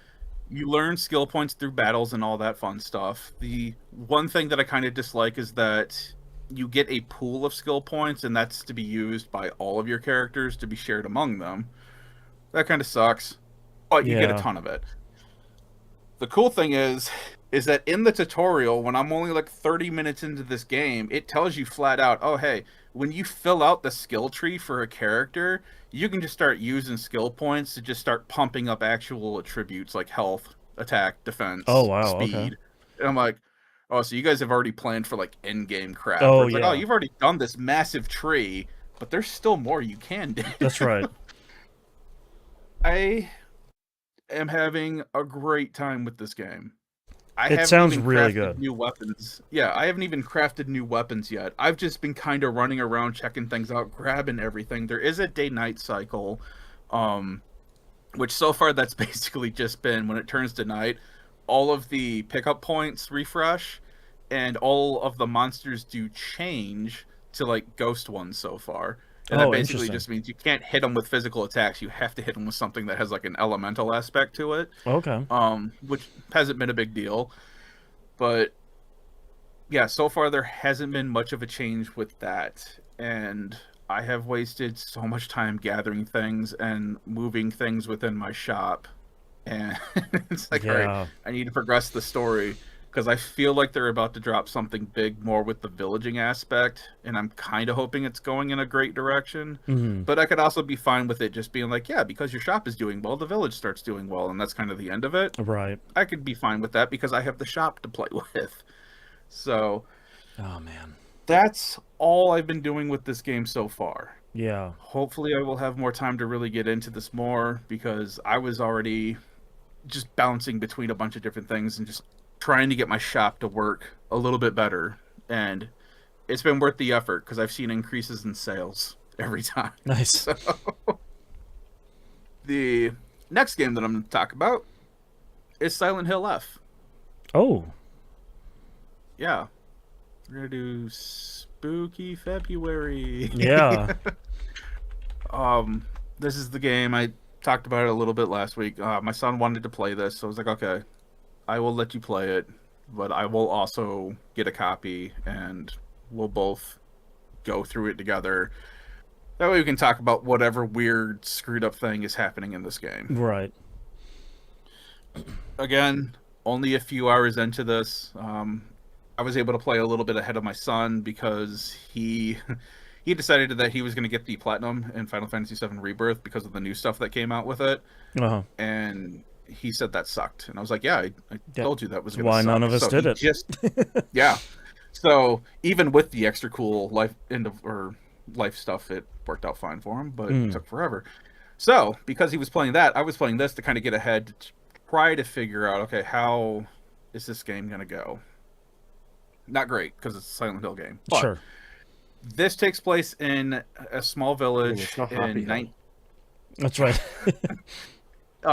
It takes place in a small village in 1960s Japan, and you play as, I believe, a middle school, like high-end middle school in American terms. Mhm. I think. Anyway, character whose name is Hinako. You find out very early that Hinako has a sister, an older sister who is not around because you find out that she has been put into an arranged marriage. So she is off with her husband wherever they are. And you are the only one left at home. And you have a drunken, abusive father and a mother who basically Stockholm syndrome. Doesn't really know anything better outside of this, so she just deals with it while trying to protect Hinako from their abusive father/husband.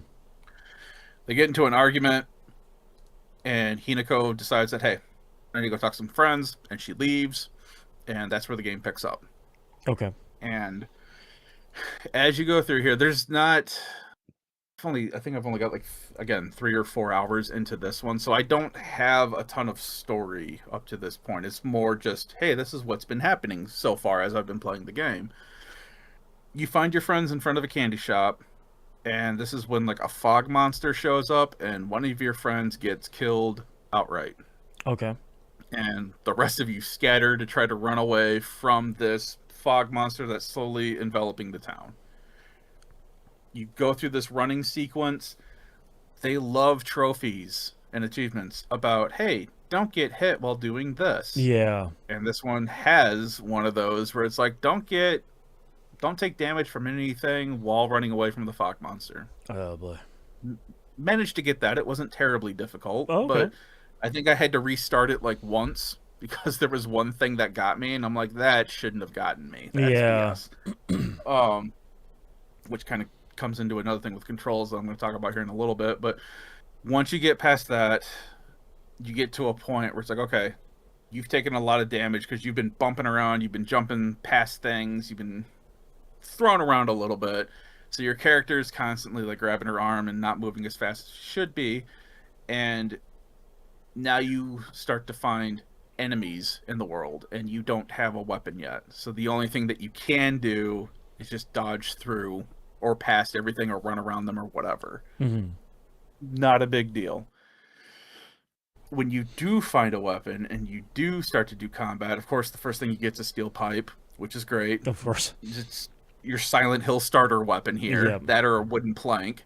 The thing that I don't like about this is that it does have weapon durability, which is kind of crap. Yeah. And my argument always is when everyone's like, okay, well, it adds like an additional factor to the game. It's like, okay, I get that. However, it's also very obvious that none of you have held a steel pipe before, because just because I hit something with it 3 times doesn't mean that it's useless anymore. Yeah. And it's definitely not bent. Like, come on. That's always been my issue with degradation in games. It's like, if you're going to do it, make it realistic. All right. Also, in a lot of games, it's just not fun. Like, it's just, yeah, and that's not okay to say. Like, I don't find it fun. Yeah. Whatever. Yeah. This game is set up combat-wise like a Souls game, which I didn't know. Like, they even have normal attack and hard attack, or heavy attack. Oh, okay. R1, R2. And you have a stamina meter, a health meter, and a sanity meter. Oh, okay. The stamina meter only comes into effect while you're in combat, technically. Like, if there's an enemy around that sees you, if you're running, your stamina meter will start to drain. If nothing sees you, it doesn't do anything. It's just you can run as freely as you want. Obviously, swinging your weapon and stuff like that impacts your stamina as well, dodging, all that fun stuff. The sanity meter comes into place because, and let me get this out of the way too. For action, I'm playing story mode, and for puzzles, I'm playing story mode. Come at me. I don't care. I was playing Dark Souls 2 earlier. Is a safe space. Like, yeah. It's like, I don't care. We're fans of story mode here. Yeah. Silent Hill is not a safe space, but this is. That's true. That's true. So your sanity meters, some enemies will do sanity damage to you, which is fine, or some events will cause your sanity to go down a little bit, which is fine until you run out of that meter. Then it will start to do damage to your health. Oh, okay. Now, I have not run into a lot of instances where it started damaging my health because I've run out of sanity. But I have come across enemies that do the sanity damage, and it's usually like a scream or something like that, and your character is like kind of immobilized but can still kind of limp forward a little bit, kind of thing. it is what it is, whatever. And then your health, obviously, it's your health. You get to 0, you die. Next to that, there is a crescent moon that's there, and that is your weapon durability for whatever weapon you currently have equipped. You can hold 3 at the start. I don't know if that increases. You can also hold 3 accessory items. I forget what they actually call them, but they're just like little like Japanese temple pendants, like good luck charm kind of things. Okay. And they each do different things. I have upgraded my character so that way they can hold 3 accessories now, and they have one for increases maximum health, another one where my fate, which I'll get into in a moment, regenerates quick, or no, the charging of my, God, is it fate? Focus. That's what they call it. Focus. The charging of my focus happens quickly, and I'll get into that in a moment. And then another one about like I take less damage while dodging if I get hit, kind of thing. The focus attack is something that I just unlocked. It's very new, and I'm still wrapping my head around it, but it sounds like if I hold down R2, your character, like your sanity meter starts to tick down a little bit because you're using sanity to charge your focus, and it like slows down the enemies or something. It's kind of like bullet time almost in a weird way, but not really. Where enemies, when they attack you, they will have like this red like aura outline of them, and you can use either dodge to dodge perfectly at that point in time, or you can counterattack them, which stops them from attacking you. I don't mess with any of that. I run past everything. Even like there's been one boss that I've had to fight, 2 bosses, I guess technically, that I've had to fight. Everything else I've been able to run past, even things that are considered bosses.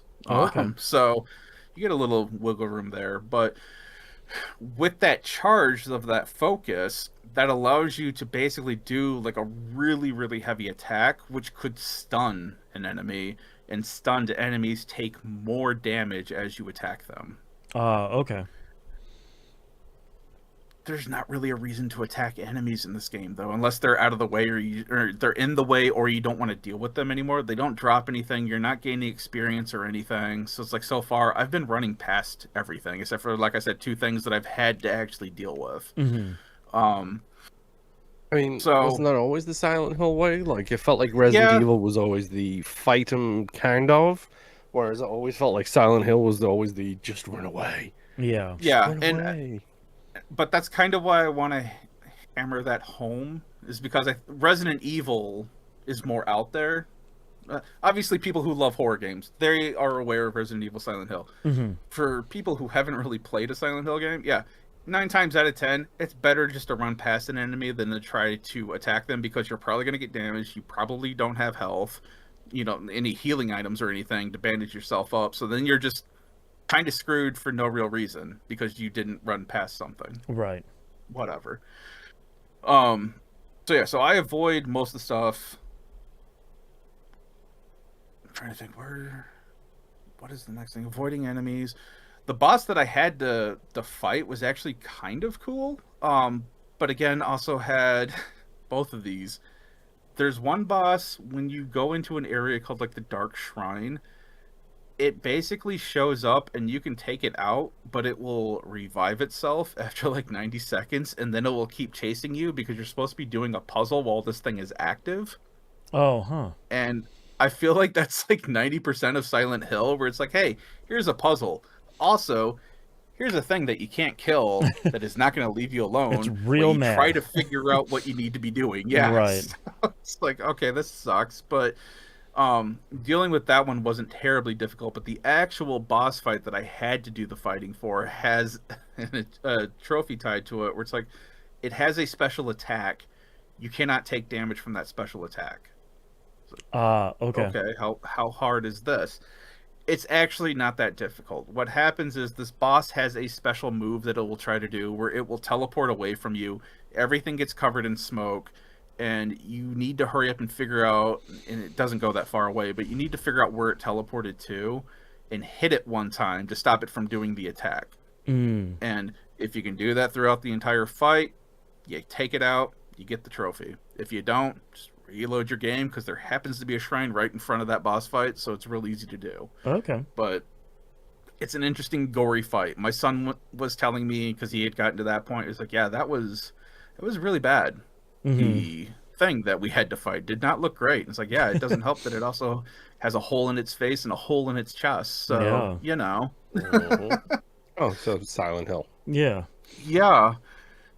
The things with the shrine, so there are healing items, specific healing items that you can pick up that have things called fate tied to them. They'll tell you in there that it'll either heal you or you can give this, basically donate it to a shrine, and it will give you fate points. So you'll get a lot of items that will say heal, or you can turn it in for fate. Every one of those that I've grabbed, I have turned into the shrine so I can get points. And those fate points, as well as an item called an Inu, which is like a wooden block that has like a painting on it of like a bird.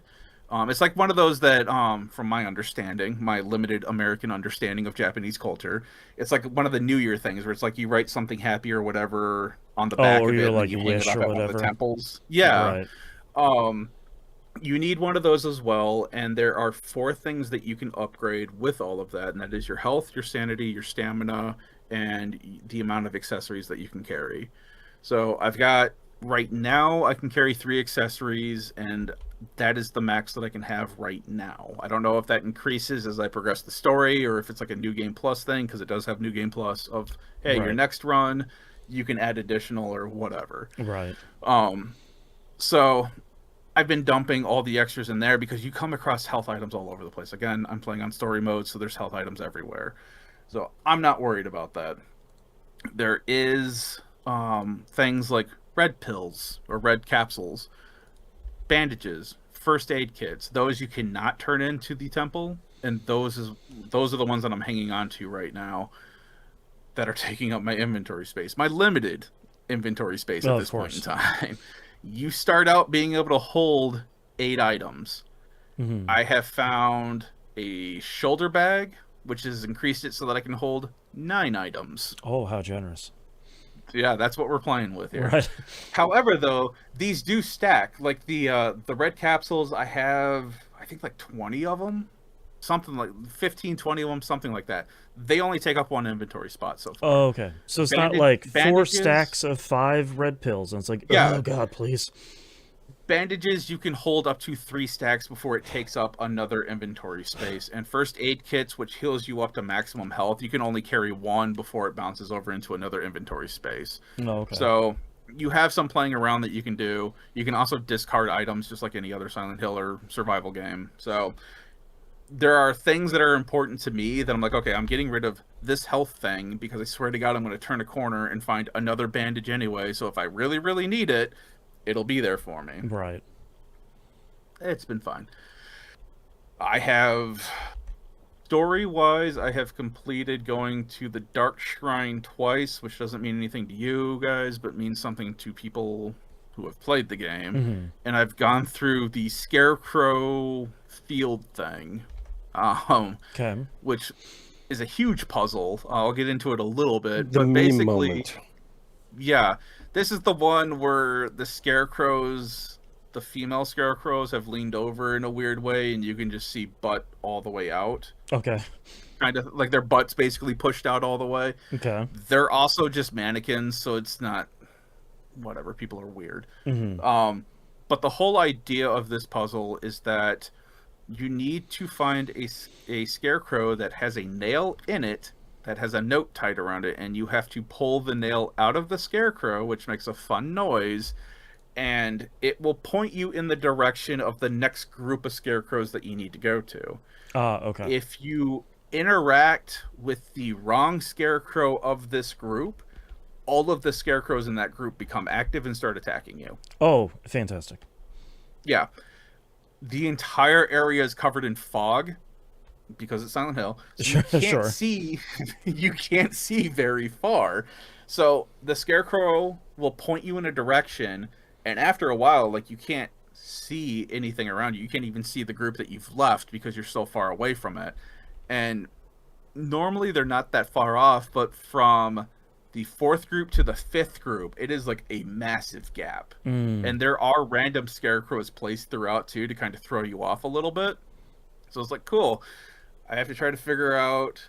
I didn't have too much of a problem, but there was a little bit of wandering where it's like, oh, I see a group over there. Is that the group that I'm supposed to be messing with? And then I have to try to remember how it was pointed and where it was aligned and all this crap. And I got through it. It was fine.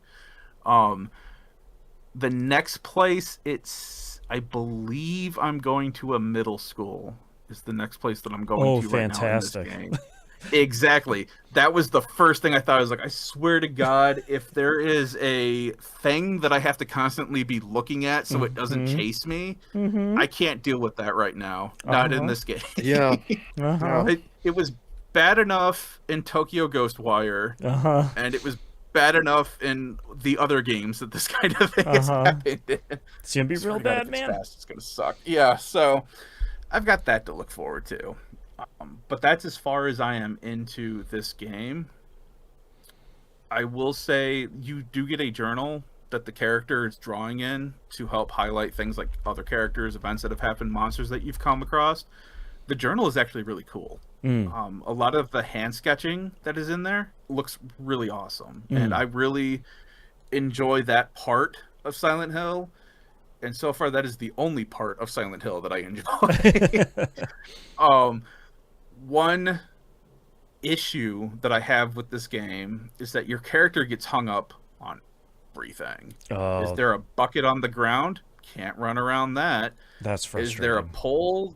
Yeah, is there a handrail that's sticking out just a little too far? You're going to get hung up on that. Right. Your character doesn't run very fast either, which is stupid because in the journal entry for herself, she talks about how she's the fastest runner around because she was doing like track and field and all this other stuff, and she's always out playing with the boys and stuff like that.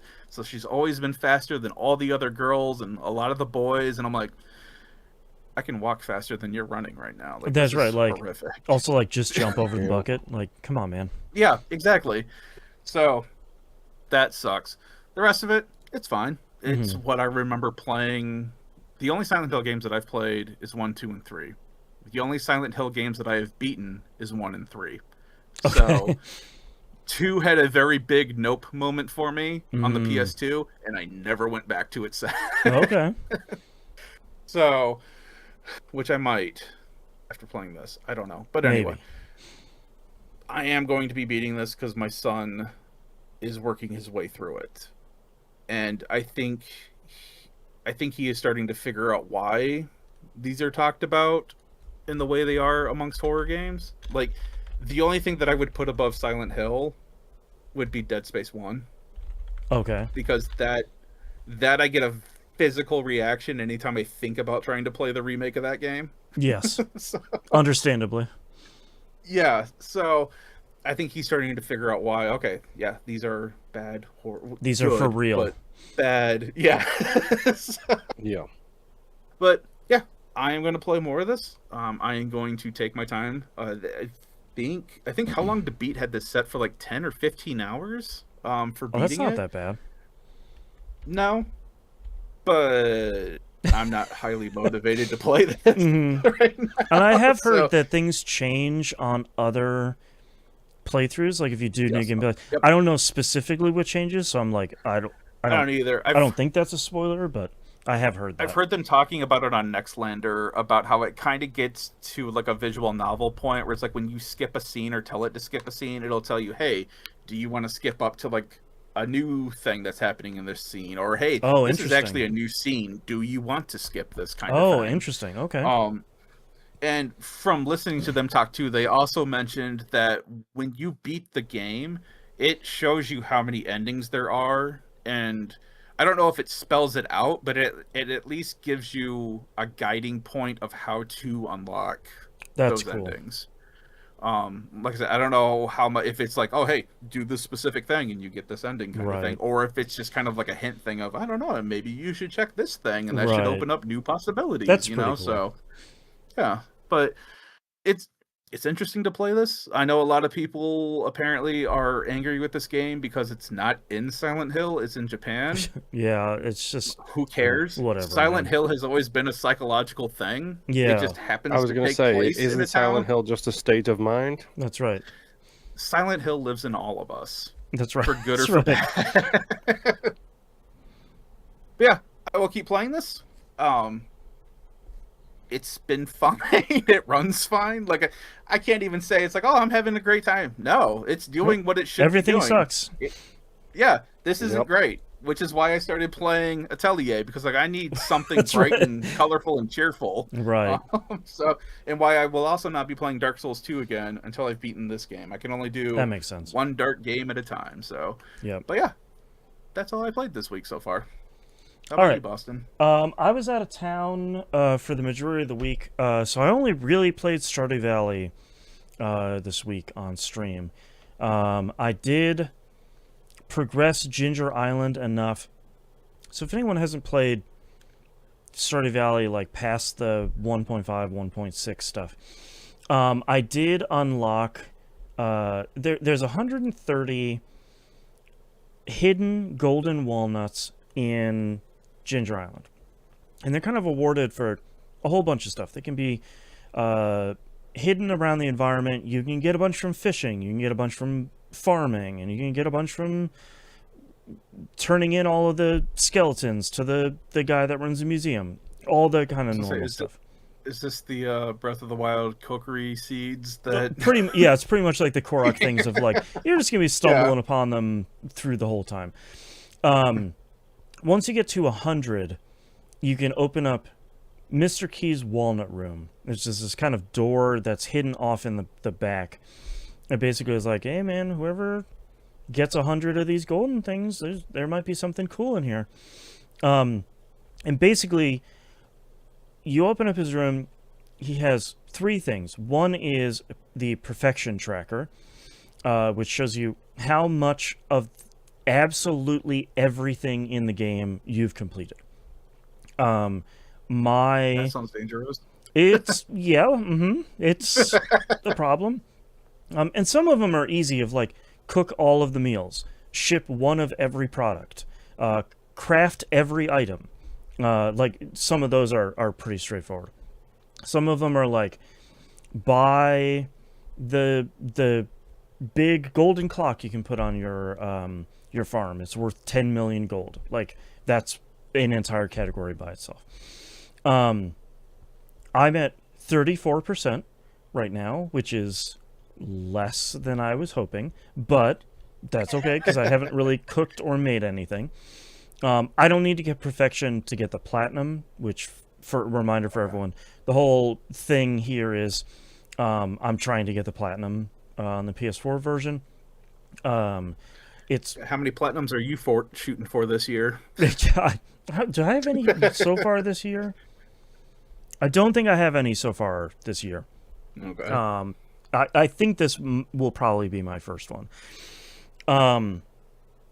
But it's more of an idea of like, how much stuff is there in the game? He has a store where he sells like really powerful end game stuff for his own currency. They're called key gems. And it's a lot of stuff of like, here's a whistle, and when you blow it, your horse comes to you from anywhere. Or here's the key to the city. You can get in any building you want at any time of day. Or like, here's Pierre's missing stock list. So he'll sell every seed possible from every season, no matter what time of year. So it's like, it's fairly powerful upgrades that at the end of the year, or at that point in the game, you probably kind of don't care about a lot of that stuff. Like, okay, cool, I can get in every building. I'm like maximum friendship with everybody, so like I don't necessarily think I care. And also, like, tomorrow is a new day, so like I don't need to worry about missing anything. But he does give a whole bunch of incredibly difficult quests for you to do, and some of them reward key gems, some of them reward like crafting blueprints or cooking recipes or things like that. So I'm starting to to work on doing some of those. Right now I'm working on what the game calls the dangerous mines. Basically, it resets the mines in the town and greatly increases the difficulty, and also resets the elevator.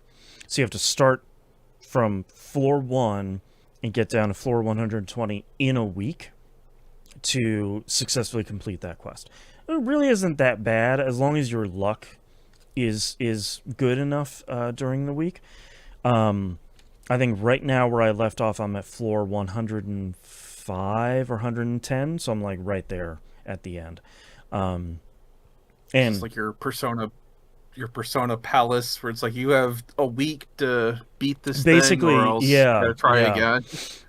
And like some of the enemies are like some real so-and-sos in the dangerous mines, which is kind of wild because like the most notable one is this this ghost that kind of rushes at you and shoots this like green cloud at you, and if it hits you, which it probably will, you can't eat any food for 2 minutes, and that's 2 like real life minutes. And food is how you regain your health, and 2 minutes is a lot of time.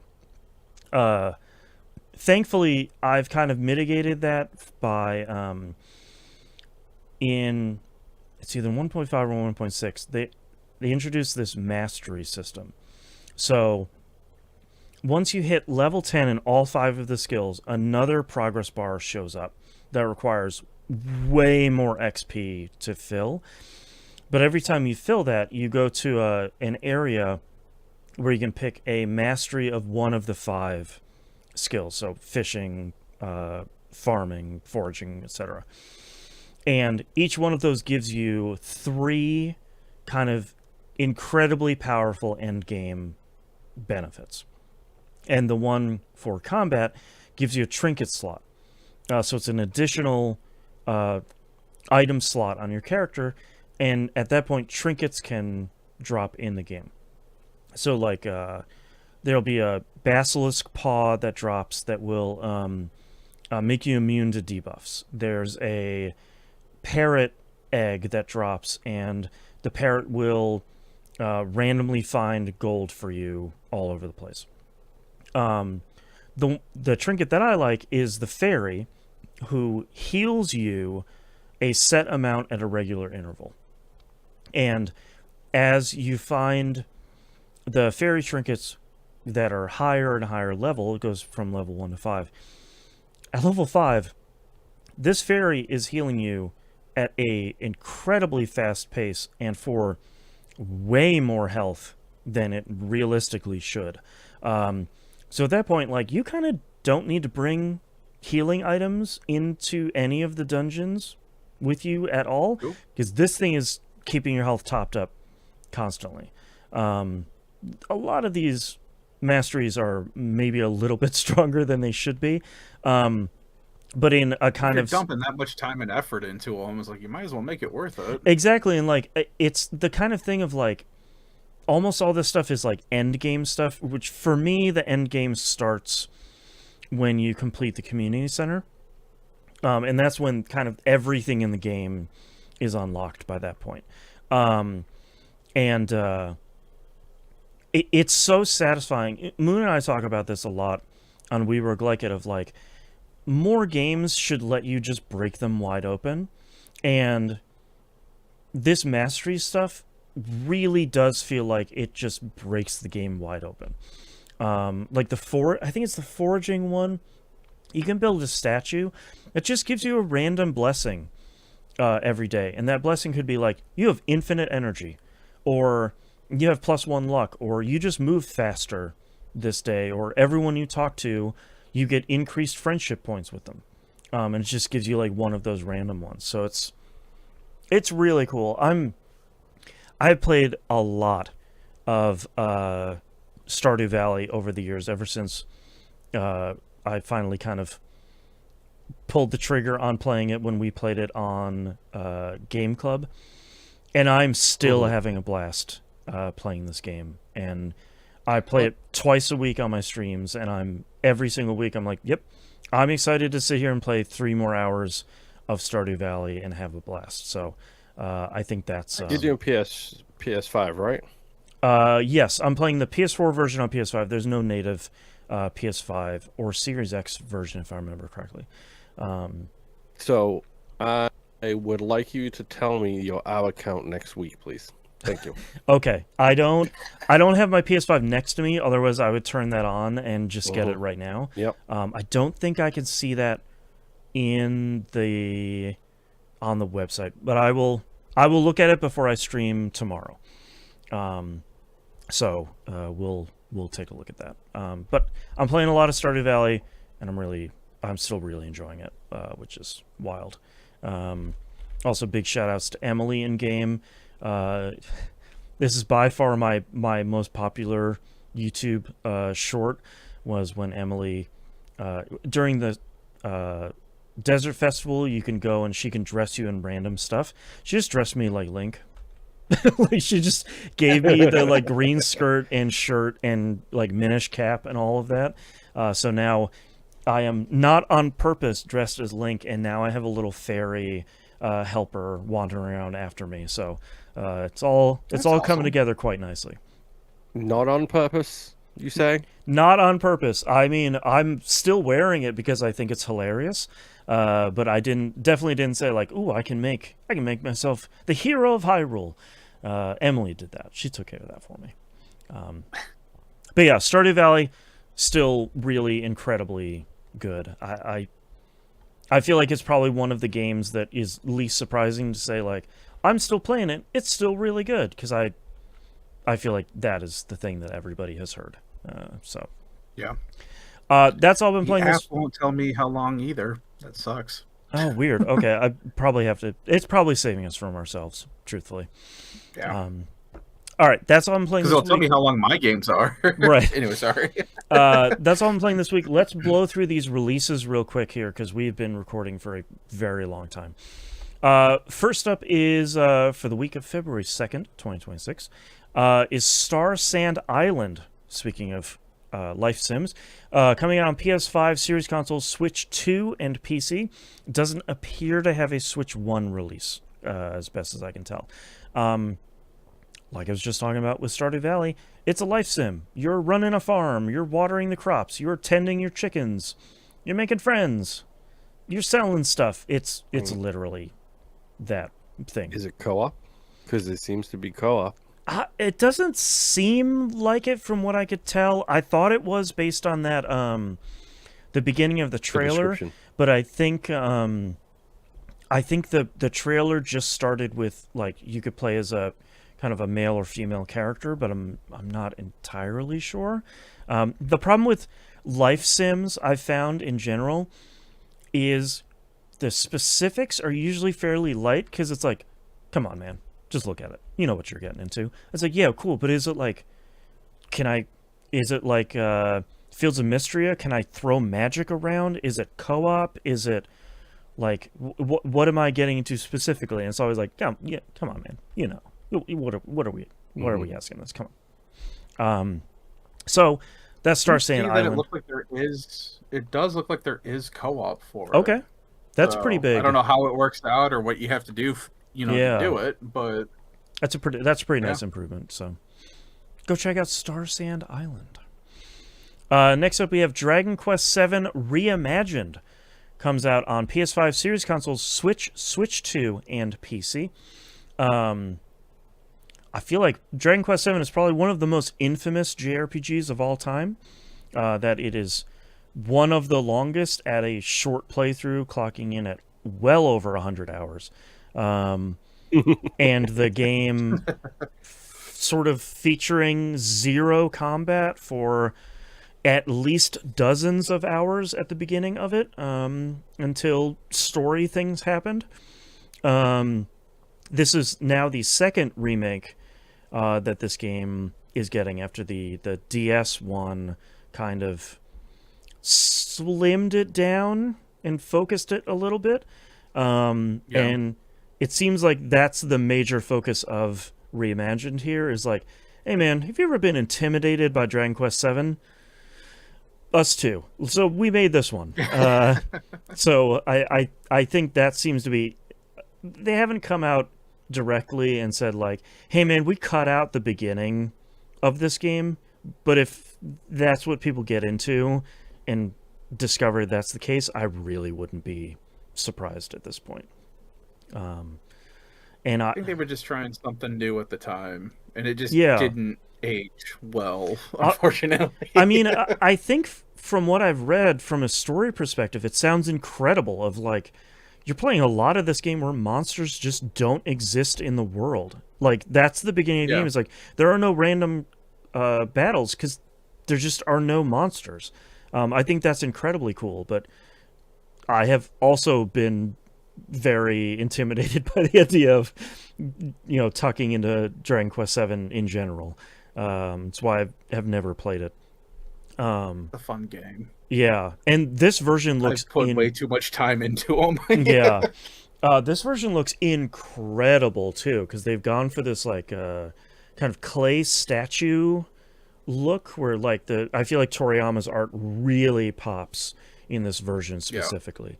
And I think they've done a really great job, at least in the last little bit here, whether it's Dragon Quest or other games, of really saying like, hey man, Toriyama's art was sick. Let's make it look exactly like that dude's art. And I think that's pretty incredible that they've been able to get to the point of like, yeah, that's just this dude's art and it's moving.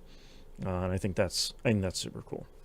So, Dragon Quest VII Reimagined. I don't know if I'll pick this up because I'm not sure if I'm in the mood for a big JRPG, but we'll kind of see what this turns out to be. We'll get it at some point. Yeah, and then put it right next to 1, 2, and 3 whenever I have time to play those. Yeah. And last but not least here, Neo 3 comes out for PS5 and PC. I think this is Bandai Namco. Their description is basically like, look, man, it's Koei Tecmo. Koei Tecmo, yeah. Hey guys, look, it's Neo 3. You know what it is. Yep. It's the third one. You know what it is. Yeah, get back into it. And it's like, oh, well, you know what? That's pretty fair. Sure. So I think these games look super cool. I love Team Ninja stuff. Neo 1 and 2 have been incredibly well received. I just feel like I'm not brave enough to pick up a Neo game quite yet. I played the first one and I bounced off of it forever ago. And I'm trying to remember because it has been a long time. I think it was because it was just so completely different, and we didn't have much Souls-like back when Neo first came out. True. But I know specifically I got stuck on something because of how the system worked, and I was like, this is BS, and I stopped playing it. But I kind of want to go. I own both of them now through like PlayStation Plus, so maybe one day I'll check those out and get back to this. But also, if you like Team Ninja games, Atelier is a Team Ninja game. Really? I had no idea. Yeah. Wow. Koei Tecmo Team Ninja. Yeah, this was a collaboration between them. That's wild. I had no idea. Good for you, Team Ninja. Still getting it done out there. Oh, man. But yeah, I think that looks super cool, and I'm happy to see that they're still putting cool looking stuff out. All right. That's all of our releases for this week. That's the end of our episode. Thank you so much for listening. If you'd like to visit us, you can do so at tvgp.tv. Everywhere to find and follow us is on the right-hand side of the map. Discord server, don't forget to join there. We've got just renamed our Pokemon channel again to be more inclusive of all TCGs. So if you want to talk about every TCG over there, you can join our TCG channel. Don't forget to sign up for our Patreon over at patreon.com/E1M1 or E1M1.cash. The ones are the numbers. The $5 a month tier is the recommended one. Anything above and beyond that is greatly appreciated. Can't support us over there? Please support us by liking, commenting, subscribing on YouTube, following us on Twitch. Most importantly, rate us positively, please, over on your podcatcher of choice. That does help shows of any size, but especially moderately sized shows like ours. It helps the discovery and helps feed the algorithm. which we're always trying to please the algorithm here. I think that's it. So thank you so much for listening. We'll see you all next week. Bye. Goodbye. Goodbye. All right, Nymph. What are your titles? I have a super short list Okay. because I think these are all really good by themselves. Okay. I have The Son of T-Bomb R. Okay. Finding of Moon Pier Bust and Rebirth. And the one that I just thought was kind of funny, Mr. Key's Walnut Room. Yes. It's a very fun phrase. All right, Moon, what do you have? Dual wield this. Boston has to Google an Excel 95 file. It's not Happy Hill, and Silent Hill is a state of mind. I gotta write down an Excel 95 file. You have a BMX bike. My current problem is the shop. Spooky February. It's not Happy Hill. Silent Hill starter weapon. Silent Hill is a state of mind. The Son of T-Bomb R, and an Excel 95 file. I feel like I'm leaning towards some sort of Silent Hill title. I like that Silent Hill is a state of mind one, personally. Me too. That's my standout, to be honest. Okay. Silent Hill is a state of mind? Yeah. Okay. Yeah, I'm down with that. Okay. Circle it. Whoop. I'm ready. Oh. I am ready too. All right. Starting in 3, 2, 1. This is That Video Game Podcast, episode 954 for February 2nd, 2026. Silent Hill is a state of mind. And we're all living in it. If you experience Silent Hill, please talk to your physician. That's all right. Thank you very much, everyone, for coming and watching and listening. We do greatly appreciate it. We'll see you all next week. Bye.